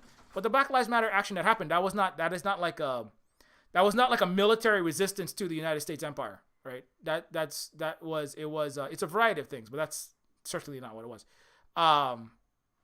But even there, right? Watching George Floyd's neck be knelt on, anybody would, that's just one out of countless people of color, black people especially, that have suffered deaths at the hands of the police with absolutely zero justification, right? Of course, that's amazingly enraging. Of course, people of color like feel things and would like to do a variety of things. But you have to pick and choose the battles or you will be extinct. And if you become extinct, the empire wins, right? That's kind of the point I wanted to make. So Vietnam, they had to choose to fight the way that they had to survive. They have, I talk a lot of positive things about Vietnam. They've $4 insulin. They have 1,000 times less homelessness than the United States. They have less COVID deaths and total sickness. They have no threat of fascism. They also have 4 billionaires. They still have they have private businesses existing. They have to work with and trade with countries like the United States and other ones that they don't like. Because if they don't,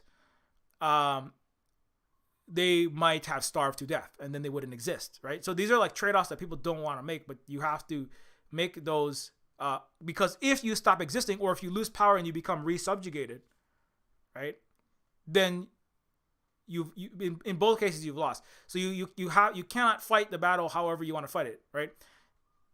Countries like North Korea have actually chosen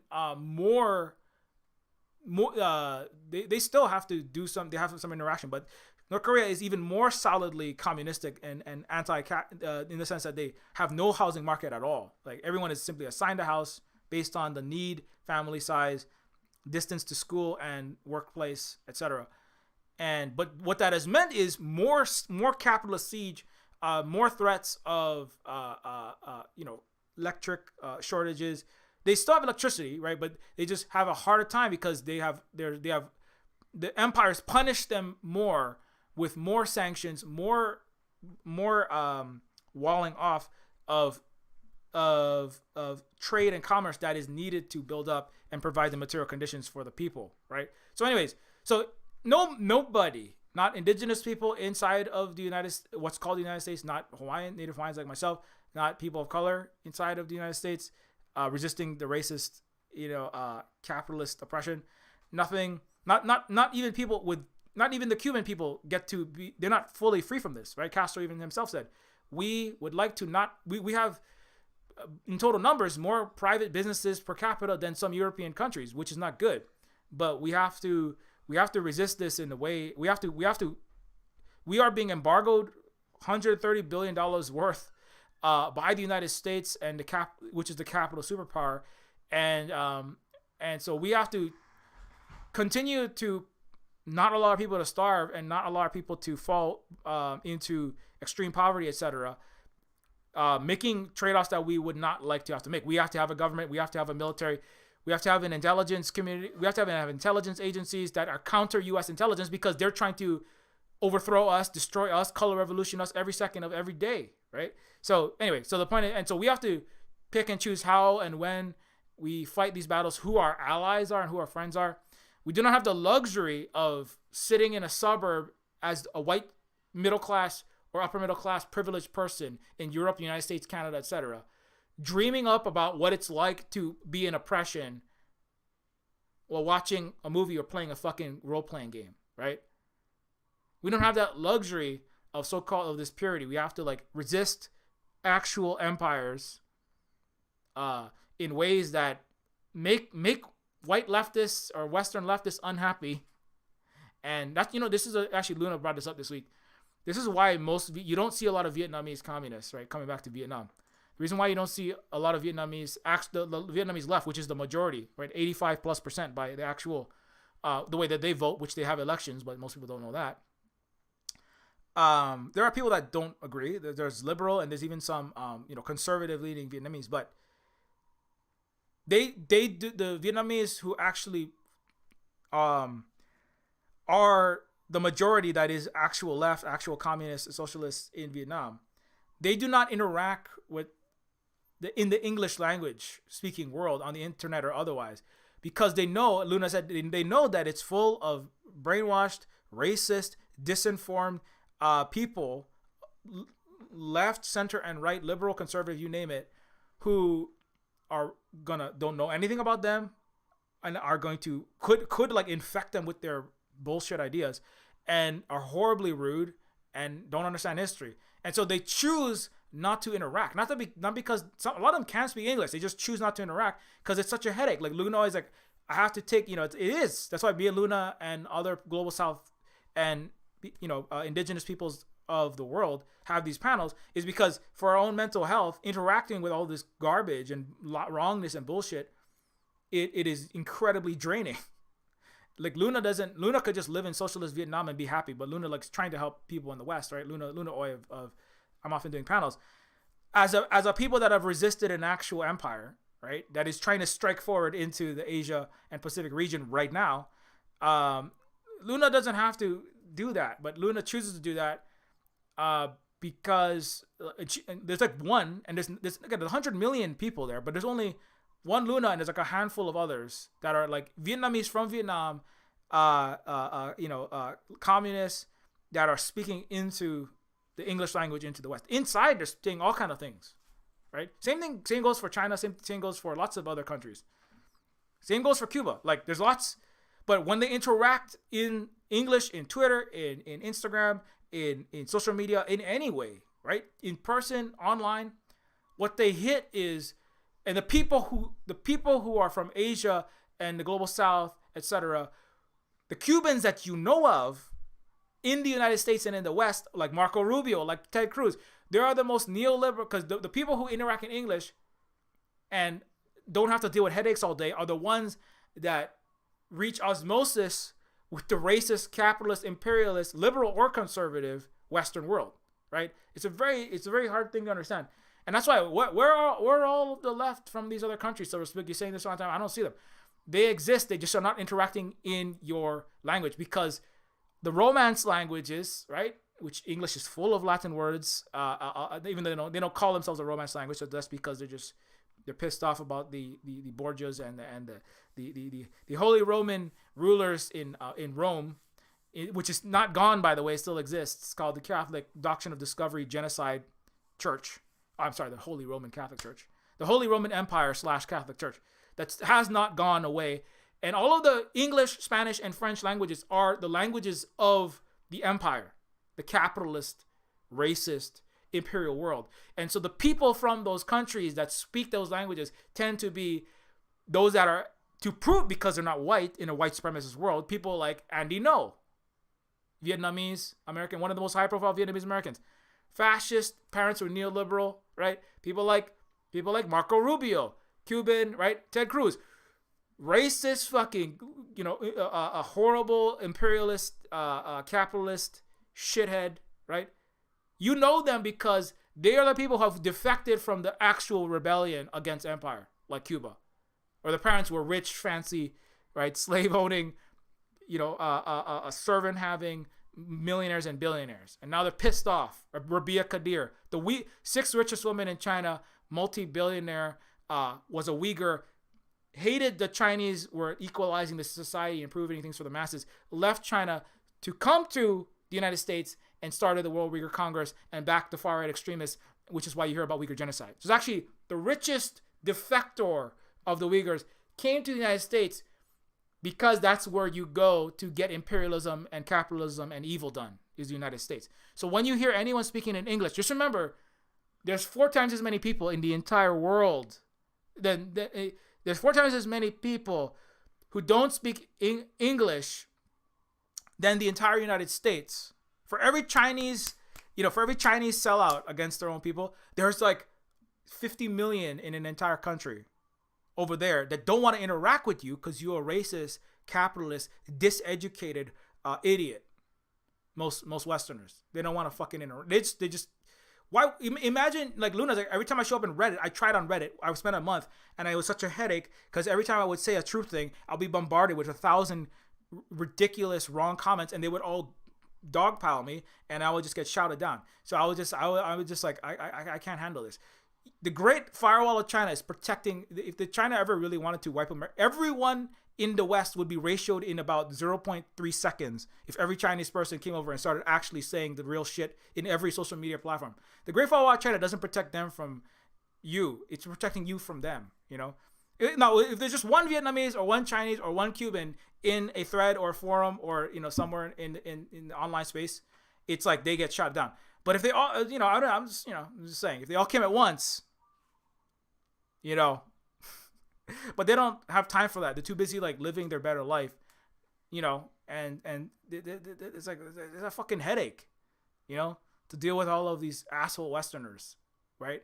You can't. I mean, I say that speaking as somebody who went to a $20,000 a year private school, getting educated in the so-called United States. If I had to meet myself as a 20-year-old or a 16-year-old or a 25-year-old, I would have such a fucking headache arguing with myself on the internet. And I'd be like, can you look this up in look, here's the actual research. I'm like, what? That's not in an American textbook. I know, but the American textbooks are full of bullshit. Well, I mean, right? And I would be arguing with myself if a 39-year-old Silver Spook that actually knows some true things now had to have an argument with private school, Ivy League feeder,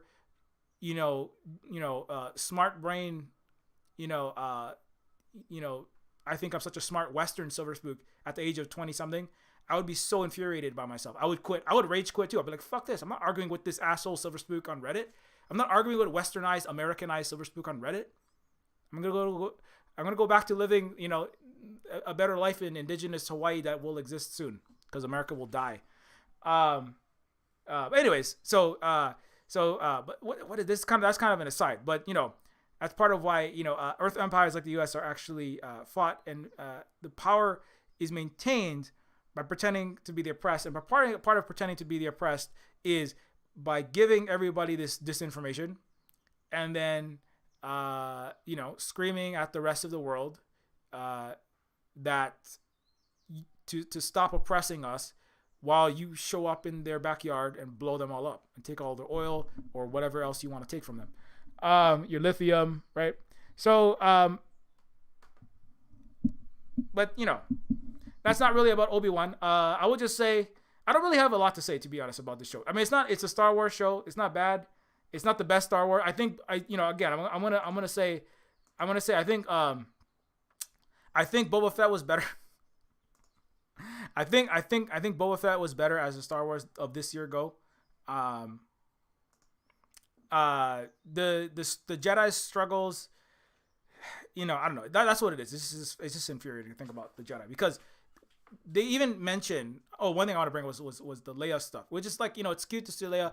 If I just look at this from like my 10-year-old westernized brain, I'm like, oh, it's Leia, but like small, and she has the attitude of Leia, and it's little Luke. Look, he's little Luke. He's over there playing with his. Let me see if I can find it. Little Luke is, God damn it, little Luke is playing with his lightsaber, and he's dreaming of being a pilot someday. Obi-Wan show little Leia. Yeah. So little Leia is played by, I don't know who the actor is. But you can look it up, surely, with the power of text into Google. But Leia's character is definitely, it's very cute, and she shows up. She's sitting in a tree, running away from her guardians, right? Or was it Organas, who are trying to raise little Leia, who is of course secretly child of Darth Vader. All this is kind of like, it's very like, what's gonna happen, because you've seen all, if you're watching this, you've probably seen 1 to 9, or most of the Star Wars, probably, I don't know. And you kind of know this is Leia. She's gonna be General Leia. She's gonna lead the fight against the Empire and all this stuff. Darth Vader is gonna be hunting. Maybe about the relationship between Luke and Leia. I maybe I'm spoiling some things, but anyways, either way, it's kind of like, there's nostalgia factors going on there. And Leia's character is, you can see how like she's already got her precociousness and her Hollywood's like, maybe she's using her force mind reading to outwit and outsmart other people, including some adults in the middle of a conversation. But her character is kind of like trying to just survive childhood, being a little brat, and then later on is getting taken, and is a plot device for Obi-Wan to be chasing across the galaxy, going to the space cyberpunk planet.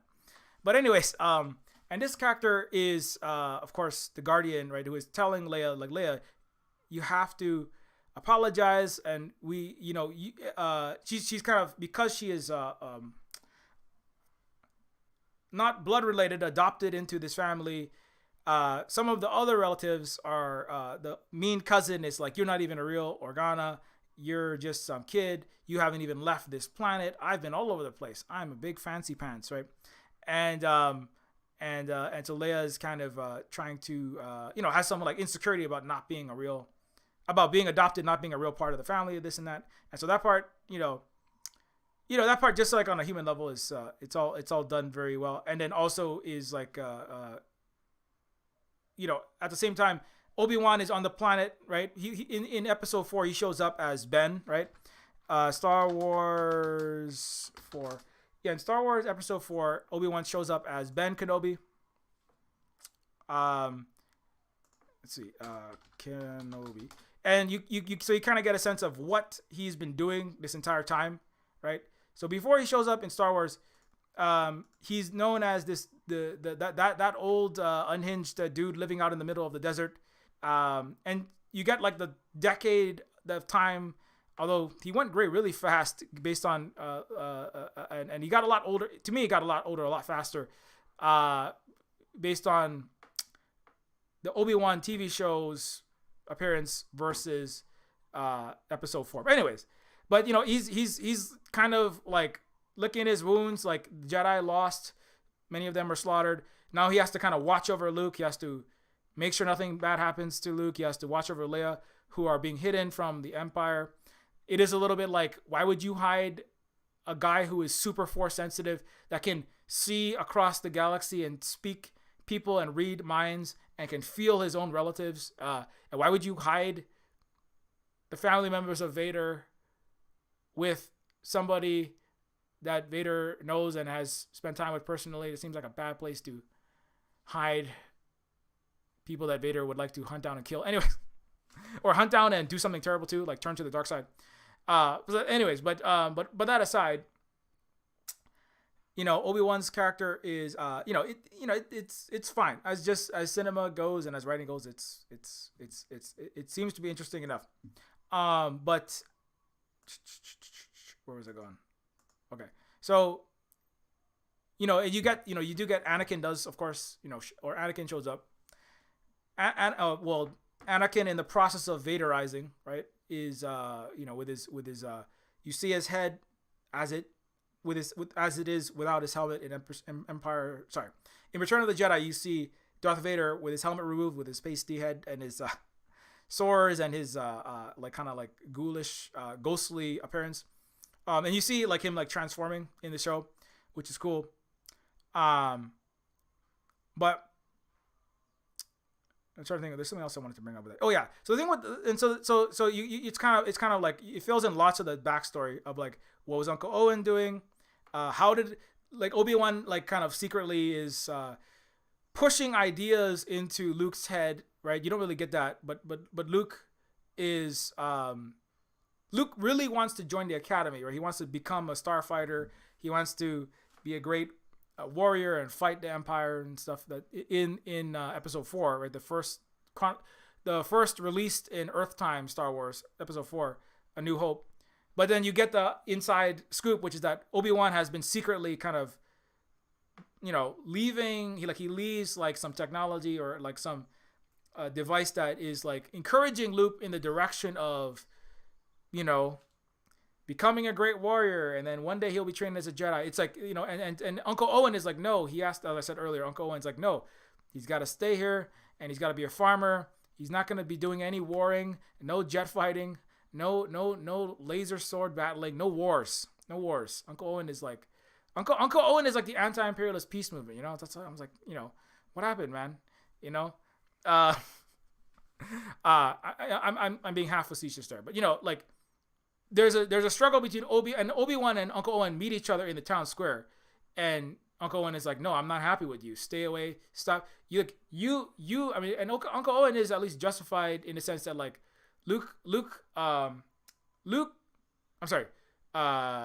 the Jedi did lose. Anakin did. To other knowledge, he did die, and even if he didn't die, Anakin did fall and turn to the dark side, right? Their family members died, right?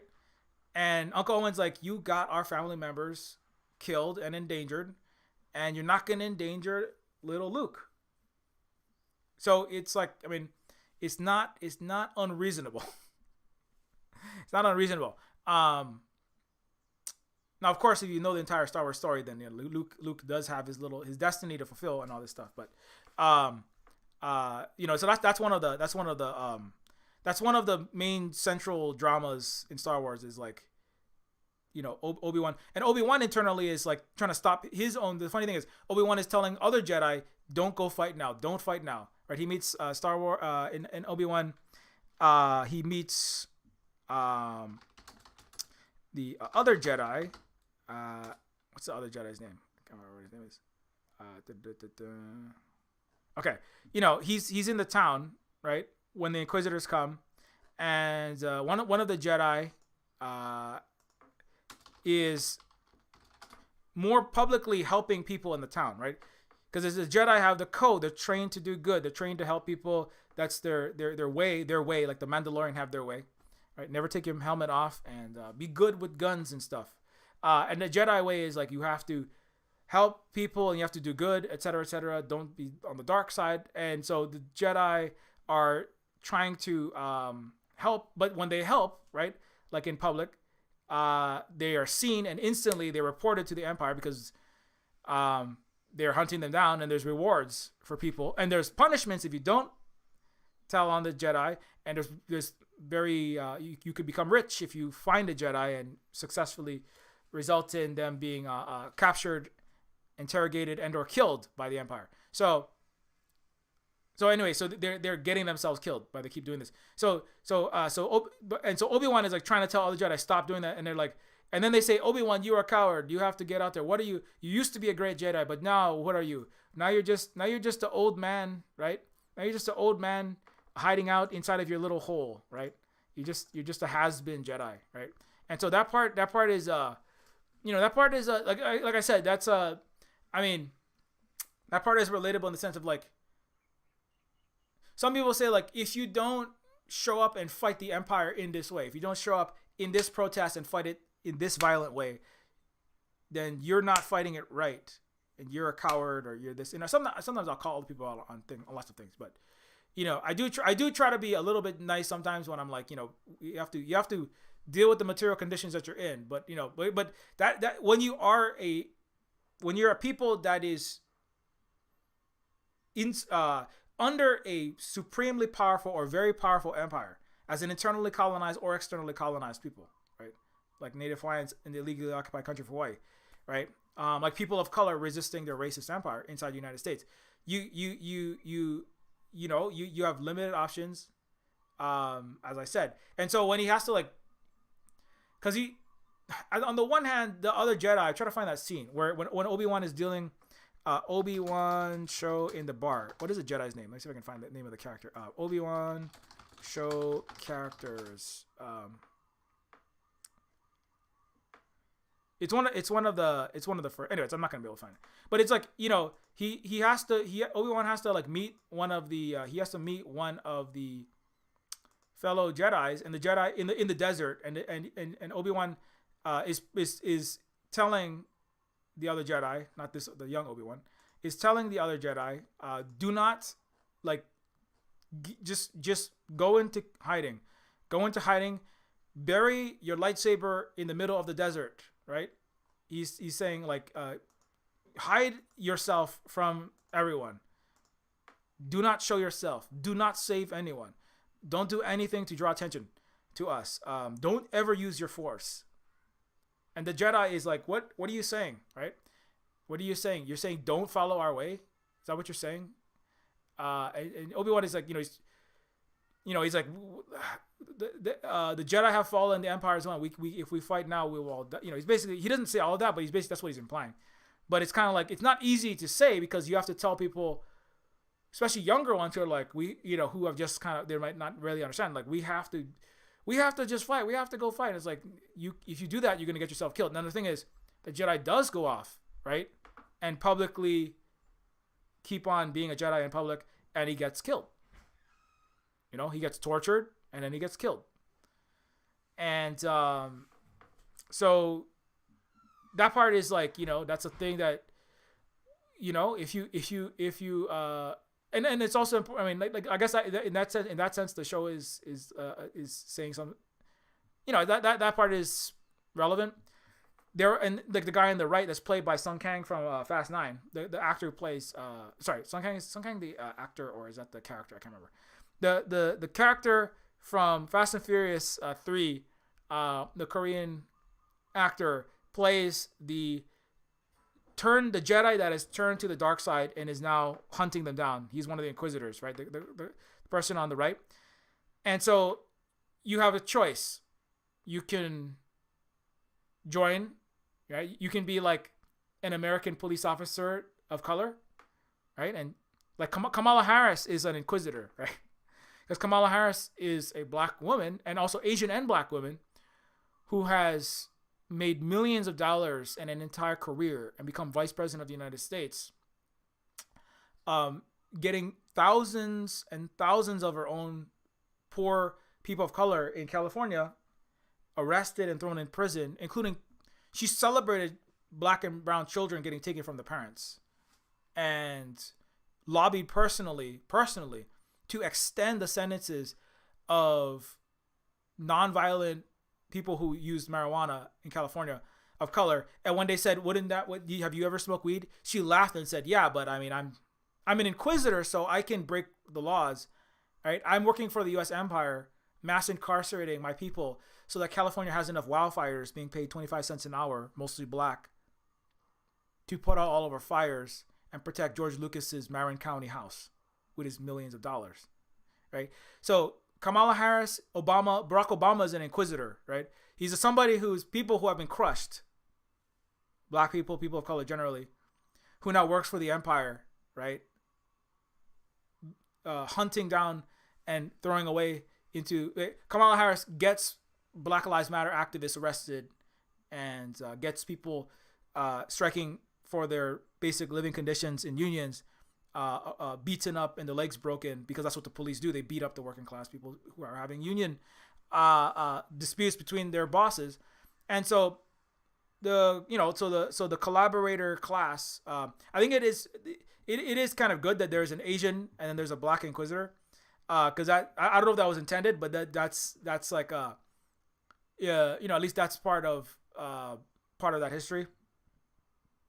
To sit in the Hawaiians are overrepresented, right? The indigenous people of color are just generally overrepresented in the police and the military, as precisely because that's part of breaking them and breaking their spirit, is to reward those, right? Because if you work for the police, you're gonna mass arrest you people of color, and you're gonna mass arrest people that are against the capitalism that runs the United States.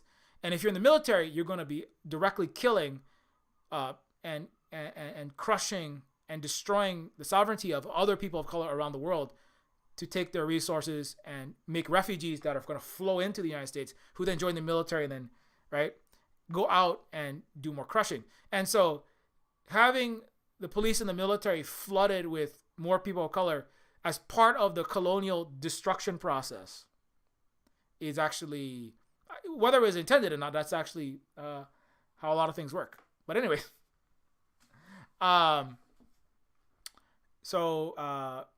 yeah. But anyways, I'm trying to think of what else I had to say. The last thing is just about about Leia. I think the first part of the stream, I'm just like, I don't know why I went off in all those directions all at the same time. But in the very beginning of this, you had where's Leia? I'm trying to find Leia.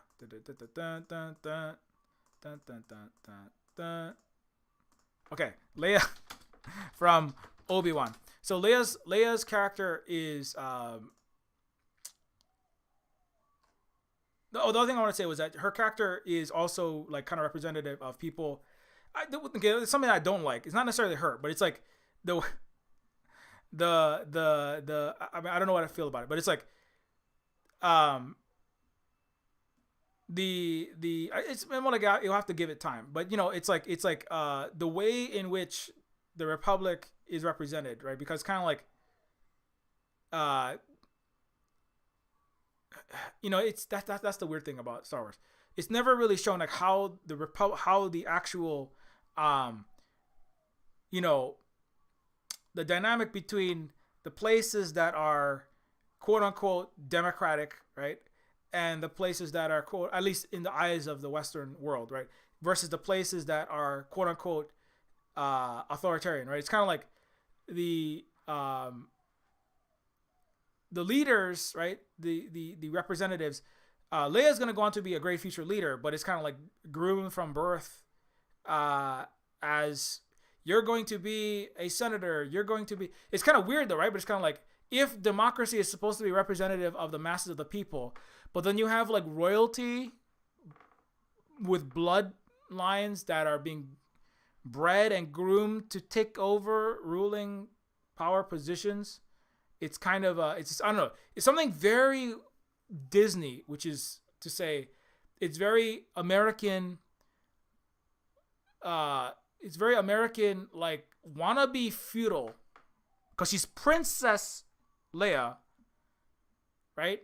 Like a Disney princess, right? It's wannabe feudal, like the great European monarchies. Like it's wannabe Queen Victoria, King George, right?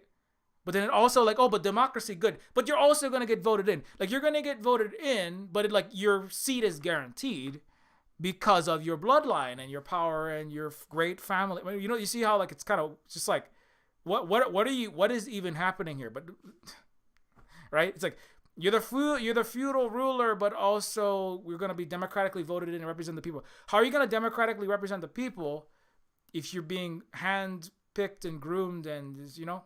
It's like, shouldn't it be like people who prove themselves capable and dedicated to and willing to and actually like meeting the people on the front line? I mean, like there's countries that do that. They're not the United States. They're the ones that are the dark authoritarian countries like Cuba and the ones I was talking about earlier.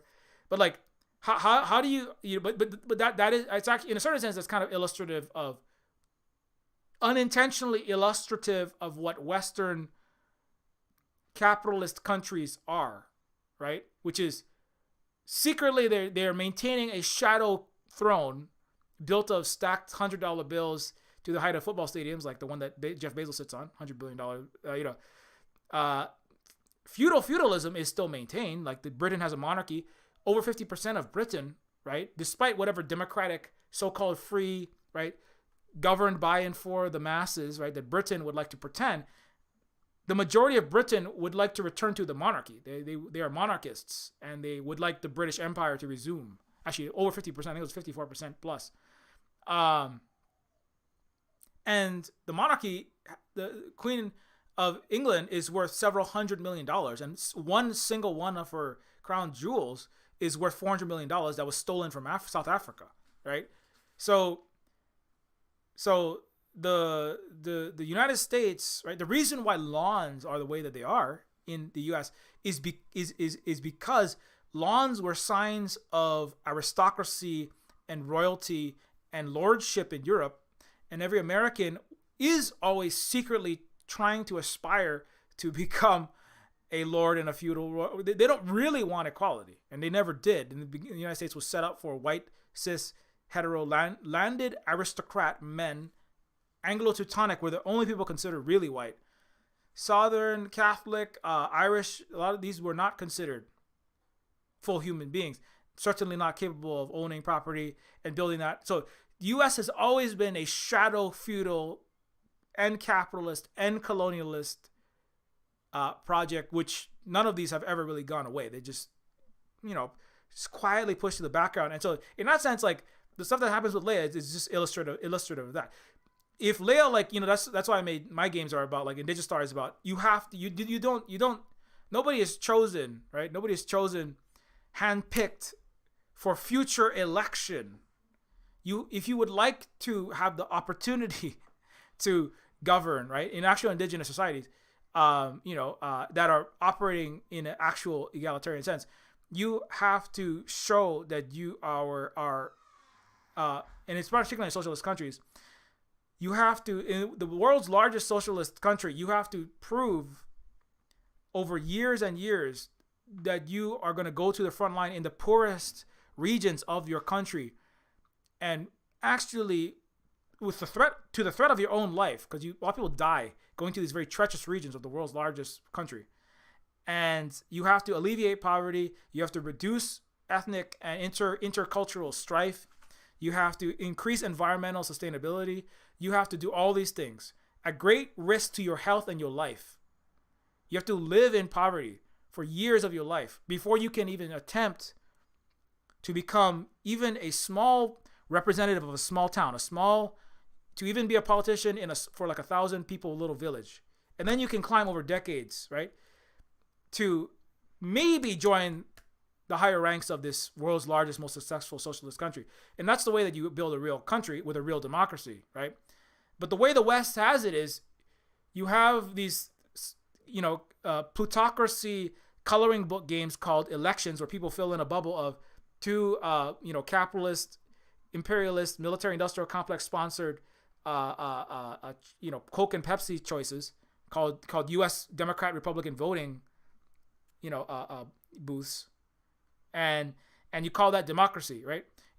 And the whole time, both the Democrat and Republican have been groomed from birth, and if not, have been groomed and have been indoctrinated. And if they're not indoctrinated initially, like the so-called squad, they're all the little baby bears of Mama Bear Pelosi today, right?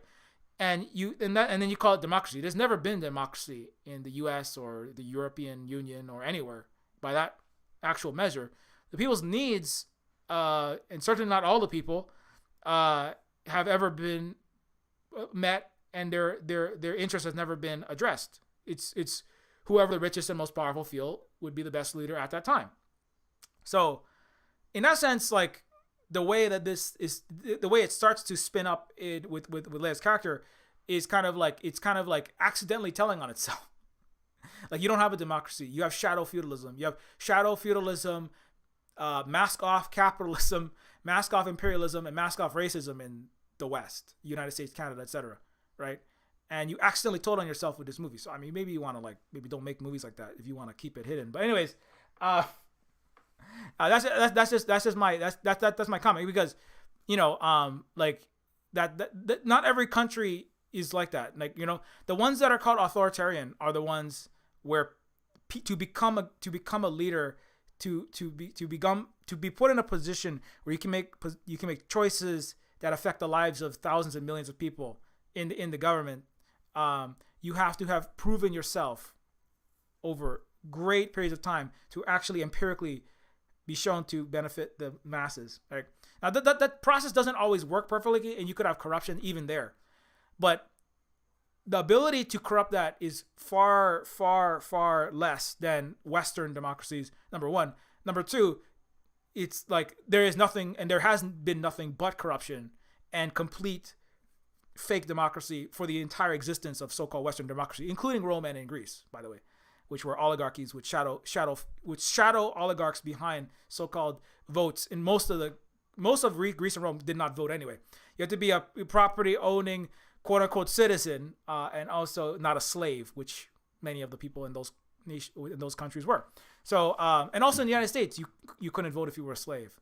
And the word for that now is convicted black person, who are the new slaves in America's prisons. So, when the so-called republic, right, leaves slavery in place, right, this is very American as well. America hasn't abolished slavery, right? They still have slavery for all the 2.5 million disproportionately black prisoners who make all of the White Houses and Oval Office furniture for Mr. Biden, and they make most of the mechanically separated vegan and non-vegan Whole Foods cheese, as well as almost every corporate product in the United States, and put out all of California's wildfires, like I said earlier, and also make every license plate is made with slave labor, because it has forced labor, disproportionately black, in one of America's 50 states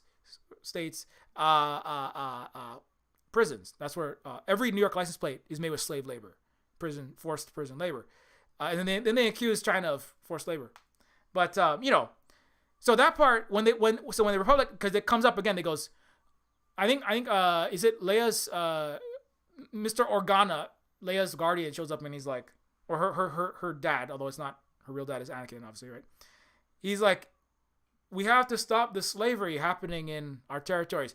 And then the other guy is like, I am not here to discuss stopping slavery. I'm here to eat your food at this party. So, I mean, that part, at least that part's real. But the reality should be every single Republic politician should be on the side of keeping slavery in place, because nobody is here to abolish America's slave prisons, are they? No. Anyways, but now it, so that was a good. Anyways, if you have appreciated that, here is a science fiction show made by a colonized person, myself, under the United States Empire, that's actually about fighting empire, not talking around it and not really dealing with it, because I'm a Disney movie, which is a billionaire capitalist military industrial complex propaganda arm. This game is called Indigestar.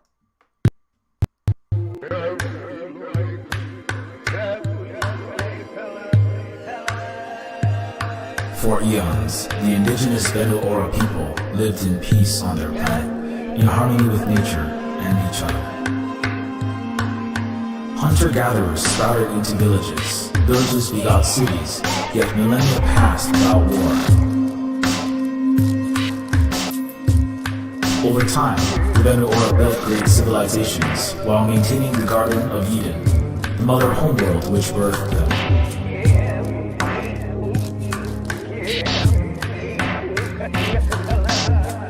They blossomed up toward the stars, sailed Hokuva'a, starships, across the galactic Silk Road, trading with other peoples. Now, the unhealed descendants of Roman trauma, the Utopian Empire arrives to eradicate and plunder.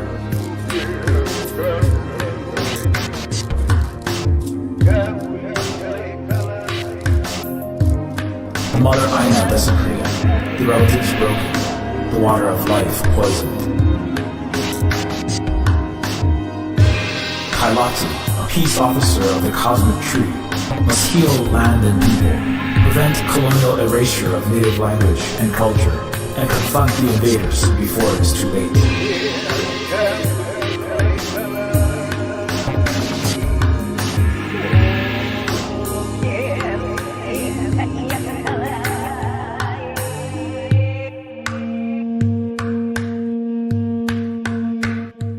Oh yeah, and I forgot to mention, by the way, that in addition to Indigenous Star being out, and that is, I wanted to show that one because it's directly relevant to science fiction shows that are ostensibly about empire and imperialism.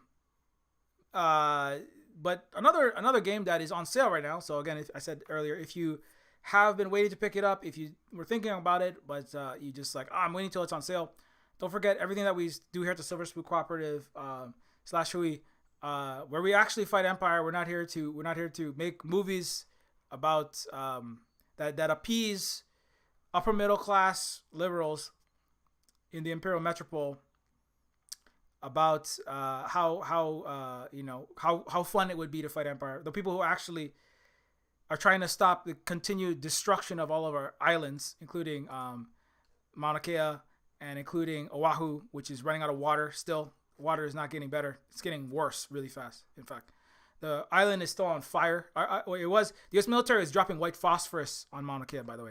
So if you didn't hear about that, that was happening. But another game that I've made that is, it's more dealing with the feudalism part. Speaking of princess,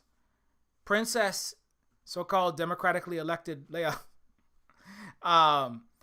Just princesses who also somehow are elected representatives. Neofeud is a game that also has a princess, but it's more about dunking on so-called liberal democracies, pretending to do good for the impoverished by building them token schools and token mixed income apartments while maintaining horrible power structures. And this game is called Neofeud, which is also made by myself as an impoverished Hawaiian social worker and STEM teacher for the poor and homeless of illegally occupied Hawaii, which has the highest economic unsurvivability rate of the United States, the highest police murder per capita of people of color compared to white people, the highest rates of mass incarceration of children into prisons is in Hawaii, by the way, and also the highest per capita military presence in the United States of all so-called 50 states, and the highest per acre military occupation of all 50 states is Hawaii, which is a big reason why we're so toxified and screwed. And this game, Neofeud, this game is a cyberpunk. It's just a lot of fun about hippie terminators and cyberpunk cyborg social workers that are trying to ask for living wages, and delinquent robo kids and matrix agents that get their brains unplugged from the matrix of neo-feudal capitalism, and all kind of fun cyberpunk stuff that's fun for all of the action movie fans of the 1980s. And but it's also about these very serious topics as well. And I'm going to play this trailer as well because the game is on sale, and if I don't do this, we don't have any money for anything, and so we have to promote our own games. And please check out the game. This is the second game that I'm going to show you today. But please check it out and support. Of course, Decolonators is a game specifically about the Vietnamese people and their struggle. But this game is a more cyberpunk, fun game. Every game we make is political. So if you want apolitical games, play a AAA game. You know, if you want apolitical games, play some sellouts game, right? Play some indie game, game that doesn't want to make quote unquote waves, right? Play some game where everybody renames Nazis German combatants. Get a game about anti-wokeness, right? Or something like that. But we only make political games here at the Silver Spook Cooperative.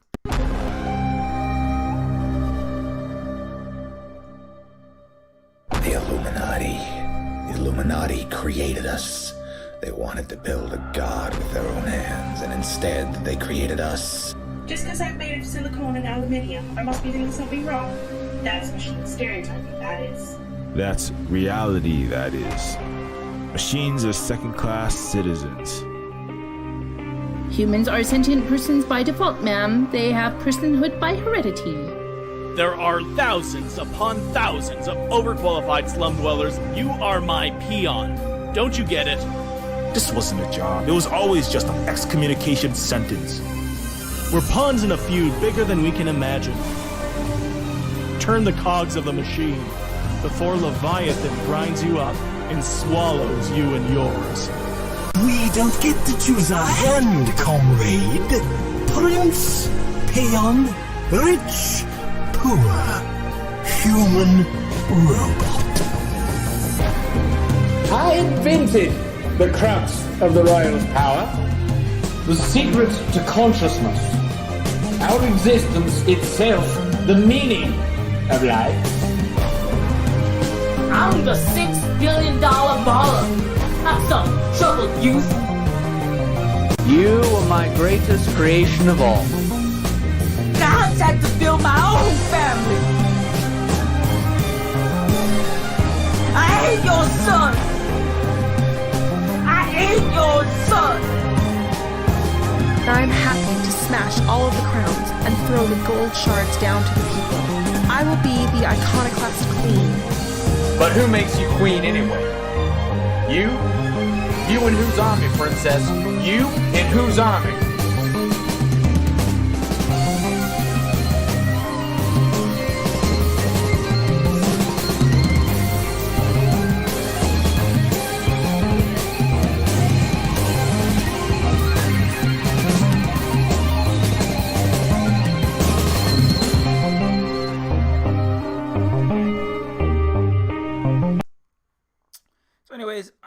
So Neofeud is already out. Don't delay. It could become not out. Wait, that doesn't make any sense. Neofeud is a game that is on Steam and it is on itch. It is on sale, so it does support everything that we do here at the Silver Spook Cooperative / Silver Spook. It is a game that is if you can leave even a very short review, it is massively appreciated because it does help us to get the game recognized in the Steam algorithm. It is like Disco Elysium, but with more cyberpunk characteristics, in the sense that it is made by people who are on the left. The Disco Elysium creators thanked Marx and Engels at the actual Game Awards. Oh. And it's like Stray, except the main character is not a cat, but it's also a cyberpunk game. And it's also like Detroit Become Human or Deus Ex, except it's not it's not a giant AAA game company that made this game. It is I did the writing, the music, art, and programming, and it does support everything. So anyways, thanks a lot for that. Also consider checking out Neofeud on itch.io, which is over here, and along with Indigistar. And it's also a game that's on Windows, Mac, and Linux on itch. It is on sale there as well. And also, oh wow, this looks different. Why does it look different? Weird. Oh, there. You can also give the maximum revenue to us when you pick up the game on itch. The best cut comes from that site. But we have lots of other stuff like Decolonators, as I already said earlier, is a game where you kick capitalists and colonizers' butts out of Vietnam. Decolonators is the real Star Wars. I'm just telling you. Right? Decolonators is the game where you are actually fighting real empire, right? Like not this BS laser swords in some kind of future, making you feel like you're the good guy. It's not a game. It's not gonna make you feel good, right? But if not because you should feel bad, but if feeling good about being the empire of the world, right, means you have to feel a little bit uncomfortable sometimes, then you should feel a little bit uncomfortable sometimes, right? I mean, I hope that people forgot this lesson. Black Lives Matter happened. Everybody forgot. You have to sit with your discomfort. Everybody's like, no, I'm over discomfort. I'm gonna be really comfortable now and be a misogynist, racist, and ignorant, right? But I mean, you can, but then you're never going to have any positive change, and also you're going to be a terrible person. So Decolonizers is a game that is in your face even more so. It's also a fun game because you get to actually, you get to like play like a Contra style game, and you get to like actually fight the people who are on the right, fight against the people who are on the wrong side of history, and fight the people who are on the right side of history, right? And you get to learn things like it's a shame that the U.S. had to bomb the freedom, human rights, and capitalism into Vietnam. But no pain, no gain. Well, I mean, that's the opinion of the United States. Is that's what they did, but that's not what they did. But you get to actually see who was actually doing the violence and the death and the destruction, and you get to see who was actually fighting on the right side and actually won, by the way. And so that's why Decolonizers in that sense is probably one of the most important games that we've made. It's a smaller game. It's not as big as Neofeud, but it might be one of the most important because it's the most historically accurate anti-empire game that has ever been created, period. I challenge anyone to find something more based than this game. This is like, you can't do it. It's impossible. It's like literally like scientifically, physically impossible, verified by like all of the Large Hadron Colliders, quantum physicists, and cosmo discombobulatologists. Anyways,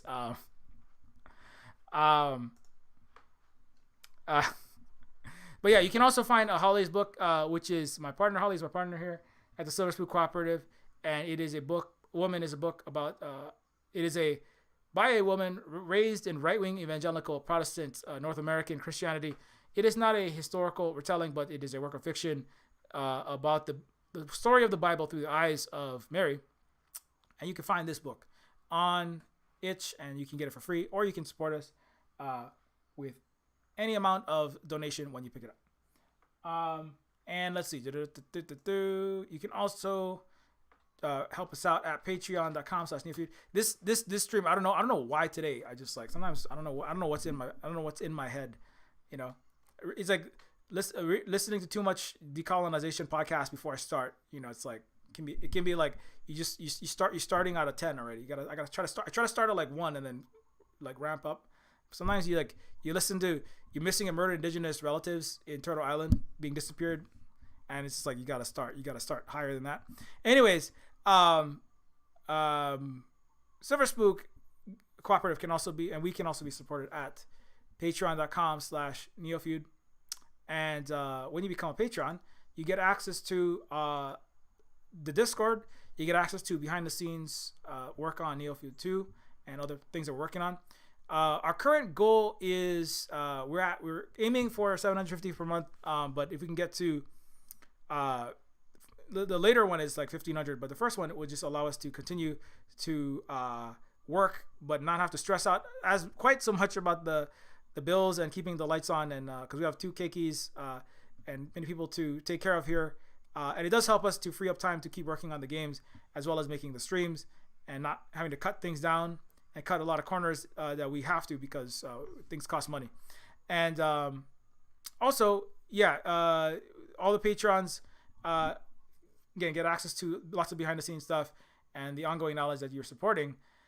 You are supporting an actual rebellion. You're not supporting some Disney BS. You're not supporting I don't know, Marvel superheroes, or you're not. It's not Fantasyland.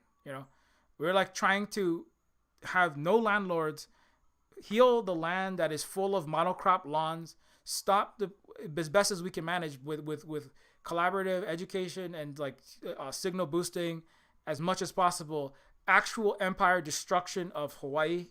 So you're directly contributing to that. You are actually being a rebel, not playing an RPG BS fantasy version of a rebel. You're not LARPing as a rebel. You're actually supporting actual rebellion. So consider the U.S. military is not a fan of the things that I do. Let me tell you that. Where is the so yeah, so consider becoming a Patreon patron. Yeah. So anyways, what's up, Big Teal? By the way, Big Teal says I get that. I get that not all streams will be the same. You know, I'm trying to do it a little bit better, especially the Saturday one. But I don't know. Today I'm just off. I'm just different today. But anyways, you can also follow at cyberspook games at octodon.social on Mastodon. Mastodon is a decentralized, non-capitalist, federated, open source social media platform, or at cyberspook games at mastodon.social, which is the mostly games related stuff. I also have a Twitter account at Silver. You can follow at Silverspook Guy on Twitter for my personal takes. Speaking of Star Wars, yeah, if you want to follow me on what I call the Death Star's satellites, because like I said, most people who speak English, you already have Stormtrooper, whether you like it or not, including me. And your brain is full of BS.